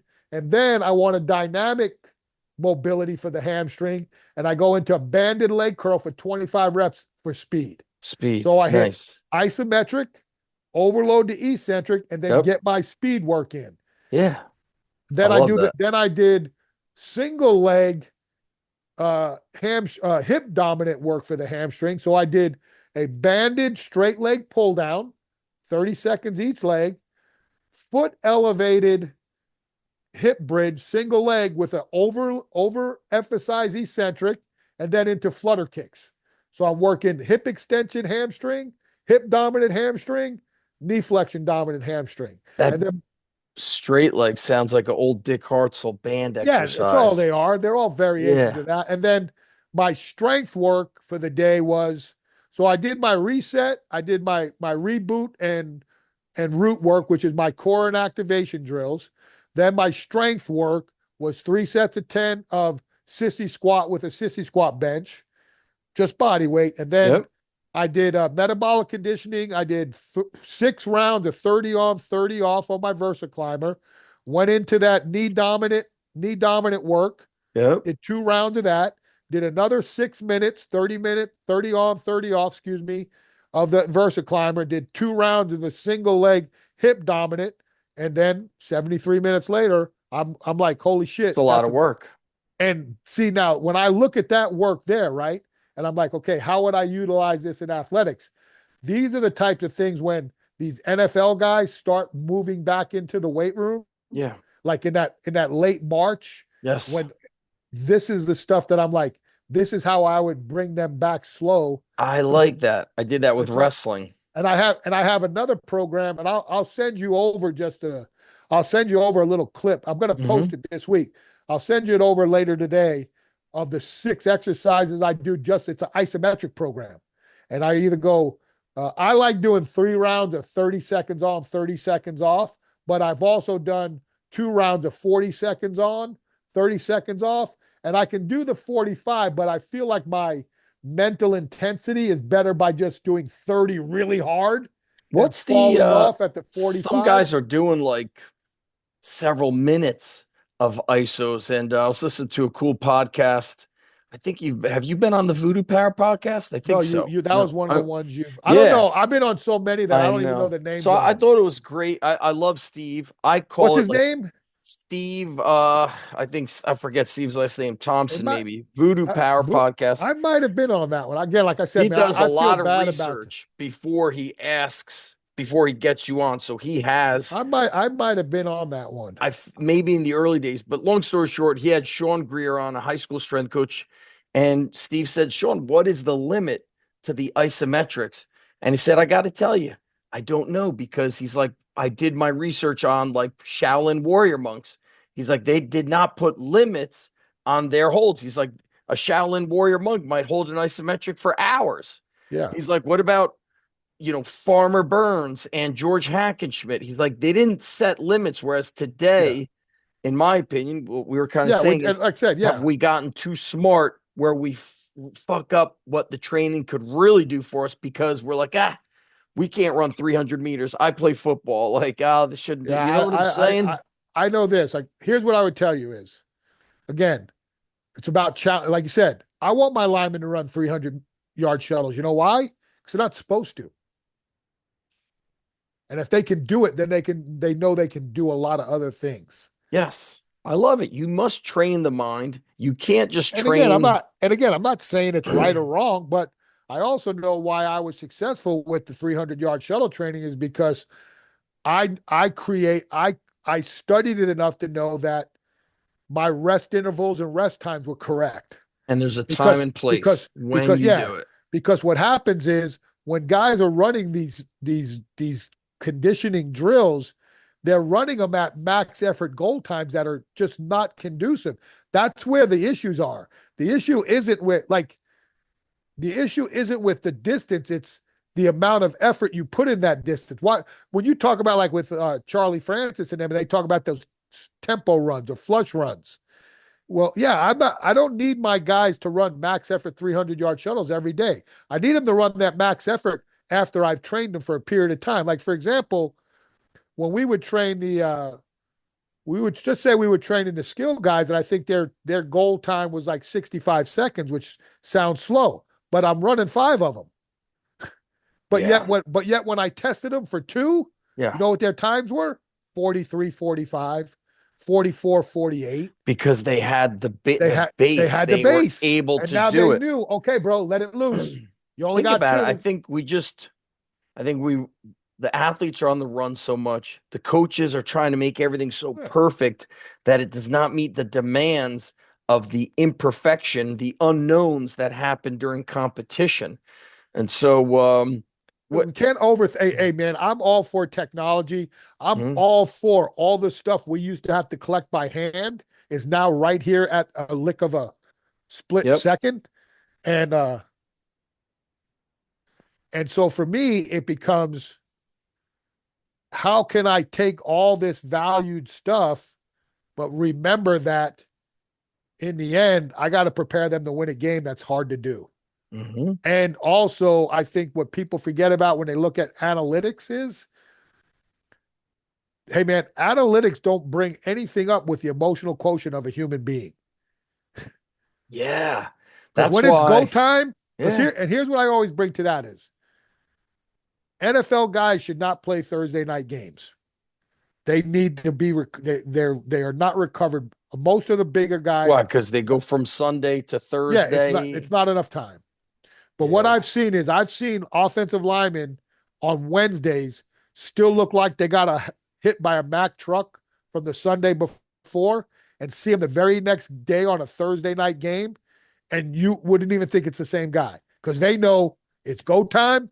My money's on the line. My Yes. my family's on the line. I Yes. got to be ready to go. I've watched the one thing else I learned early on in my NFL career was, you know how in college and even in high school, all the coaches like stand up. Oh, never look like you're tired. You Right. know what I learned in the NFL? Nobody gives a shit between the what happens between whistles. I mean, after the whistle's blown. I watch guys walk off the field after a 4-play drive that looked like they just got destroyed by a tidal wave, only to the ball get turned over a play later and run back out there and do the same thing over again. And it's like, no one cares. The only thing they care about is when the ball snaps till the ball stops. So if no one else, and I look at like the hands, like everybody now knows your hands on your knees is probably the best way to recover. But God forbid you did that, right? Yeah, it's like just the So for mental me, thing. it's It's yeah. So for me, it became I'm not worried about stuff that doesn't need to be worried about. What I'm going yeah. to worry about is are my guys ready to roll when the whistle blows? So This is it's why. all about building a huge base of recovery. Like to Mm. me, your conditioning test isn't about passing or failing. Because a lot of times, remember, people wanted guys to fail the conditioning test. Like it was like, oh, these guys flunked. We're going to make them run it again. To me, the conditioning test was, can I build them to a point of resiliency that they can recover from practice to practice? Well, all right, we're going to close it out at this, but this is what you got me thinking about. I saw an Iranian wrestling team training. The technique was quote unquote all wrong. Kettlebell high pulls, kind of round back, box jumps, but they just stay crouched down. Yeah, They but don't like, extend. but wrestling is unorthodox movements anyway. Right. But here's what I'm saying is they're doing quote unquote wrong training. There's a great Instagram. I like the guys, Sika Strength. They're out. They're Irish guys. They've been showing, they must be getting ready to like promote something. They've been showing a lot of like combat athletes training. And I think they were showing, it could have been Iranian wrestlers again, all training as a team, deadlifting with a belt and straps. So, quote unquote, doing it wrong, Right. but just working up, going heavy. And they're saying, look, there's a lot of benefit to training as a team, competing, and hitting a max effort lift. It does Yeah. something not just for the physical, but for the mental. Even though there's a belt, even though they're using bodybuilding Yeah. straps, Straps. exactly. But they're great. What did we say in the beginning? Yeah. They're great at wrestling. And And and a so lot of things like, and again, in those sports like that, where there is that, they're in unorthodox positions. So correct. you know what? So Again, you want perfect. And that's where you go. What's the perfect rep? Hey, what we might think's a bad rep in their world, hey, they're probably okay. I just look And at again, it like, when you're yeah, strong. Like as much as me, like Brian always gives me credit about cleaning up his deadlift technique at such a young age that he doesn't know if he'd been able to last that long the way he was deadlifting when we first met him. yeah. But at certain points in time, you're going to pick a weight where you're not going to be able to maintain form, and your ass just got to be strong. Well, Jim Wendler said this. We don't call it the deadlift because it looks pretty. Yeah. That's what he And said. All like for right. me, I have to be technically because I've got so many injuries, but like Right. those guys, they've got to be so sound. And that's why they're the strongest men in the world. And I'm a class two power lifter. Yeah. House. Where, okay, big house power. Where should people seek you out for dynamic? And also, we didn't even talk about your reinforcement. I mean, that is one of the best, most in-depth Yeah. programs I've ever came. I mean, it Yeah. So probably needs to get purchased 100 times a day. It's that'd be nice. awesome. Yeah, I People mean, don't know it. and but again, it's I'm hey going to man, link that up. my thing is, I'm at a point now where dynamic gives me a tremendous platform to stay within the things that I love with weights and being strong. And I Yes. work for terrific ownership, values my authenticity and what I bring to the table.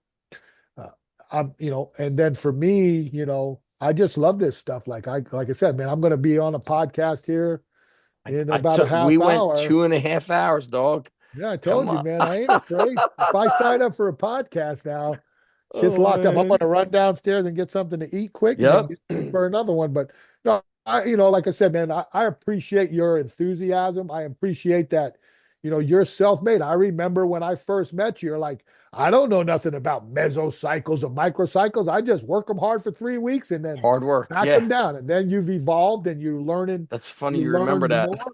Well, I always remember that. I was like, at least he fucking ain't lying. Like the dude's like, hey, I don't know none I of that think shit. Buddy had shared it. He I said there's just an work intro 'em. week, then there's Yeah. week two. He's like, week three, you try to break another record. Yeah. And Mine then week was, four, I was like, everybody deloads. yeah. And again, and that was your traditional 4 week model. It was base load, load two, then reload. And then when I learned some stuff I from love the Olympic, reload that you yeah, call it. That's the better. Olympic lifting, on the Olympic lifting side, they came up with what they called their top thing was performance week. So it was Mm. base. And what I liked was because they did everything in 4 week blocks. And this is where when you started linking mesocycles together, they would go intro, so base, load, we call it now deload to reload, and then do the heaviest week 4, because when you started week 1 of the second cycle, it was like you were deloading again anyway, because the intro was always the lightest of the session. So instead of having like what I called a double deload, I really went into the performance model for a lot of stuff, because I wanted that 4th week to be off the script.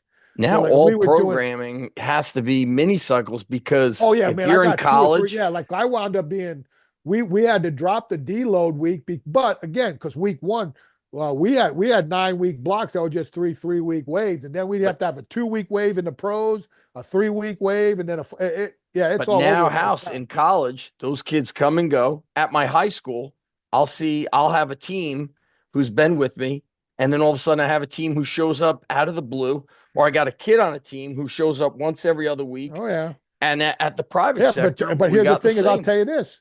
This is what people don't understand too. A lot of what you said happens at those military jobs. Got the guys in for 2 weeks, they're deployed for 6 months. They disappear. Yeah, Yeah. so I mean, hey, It's imperfect.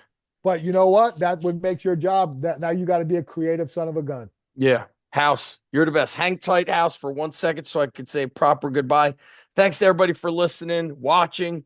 Connect with House. Man, one of the best dudes. This was the best way to finish 2024 with my guy, All right, so House. then I'll see you again December 30th, 2025. We'll just end the year every year. All right, people. Hang tight, House. We'll talk to you soon, guys.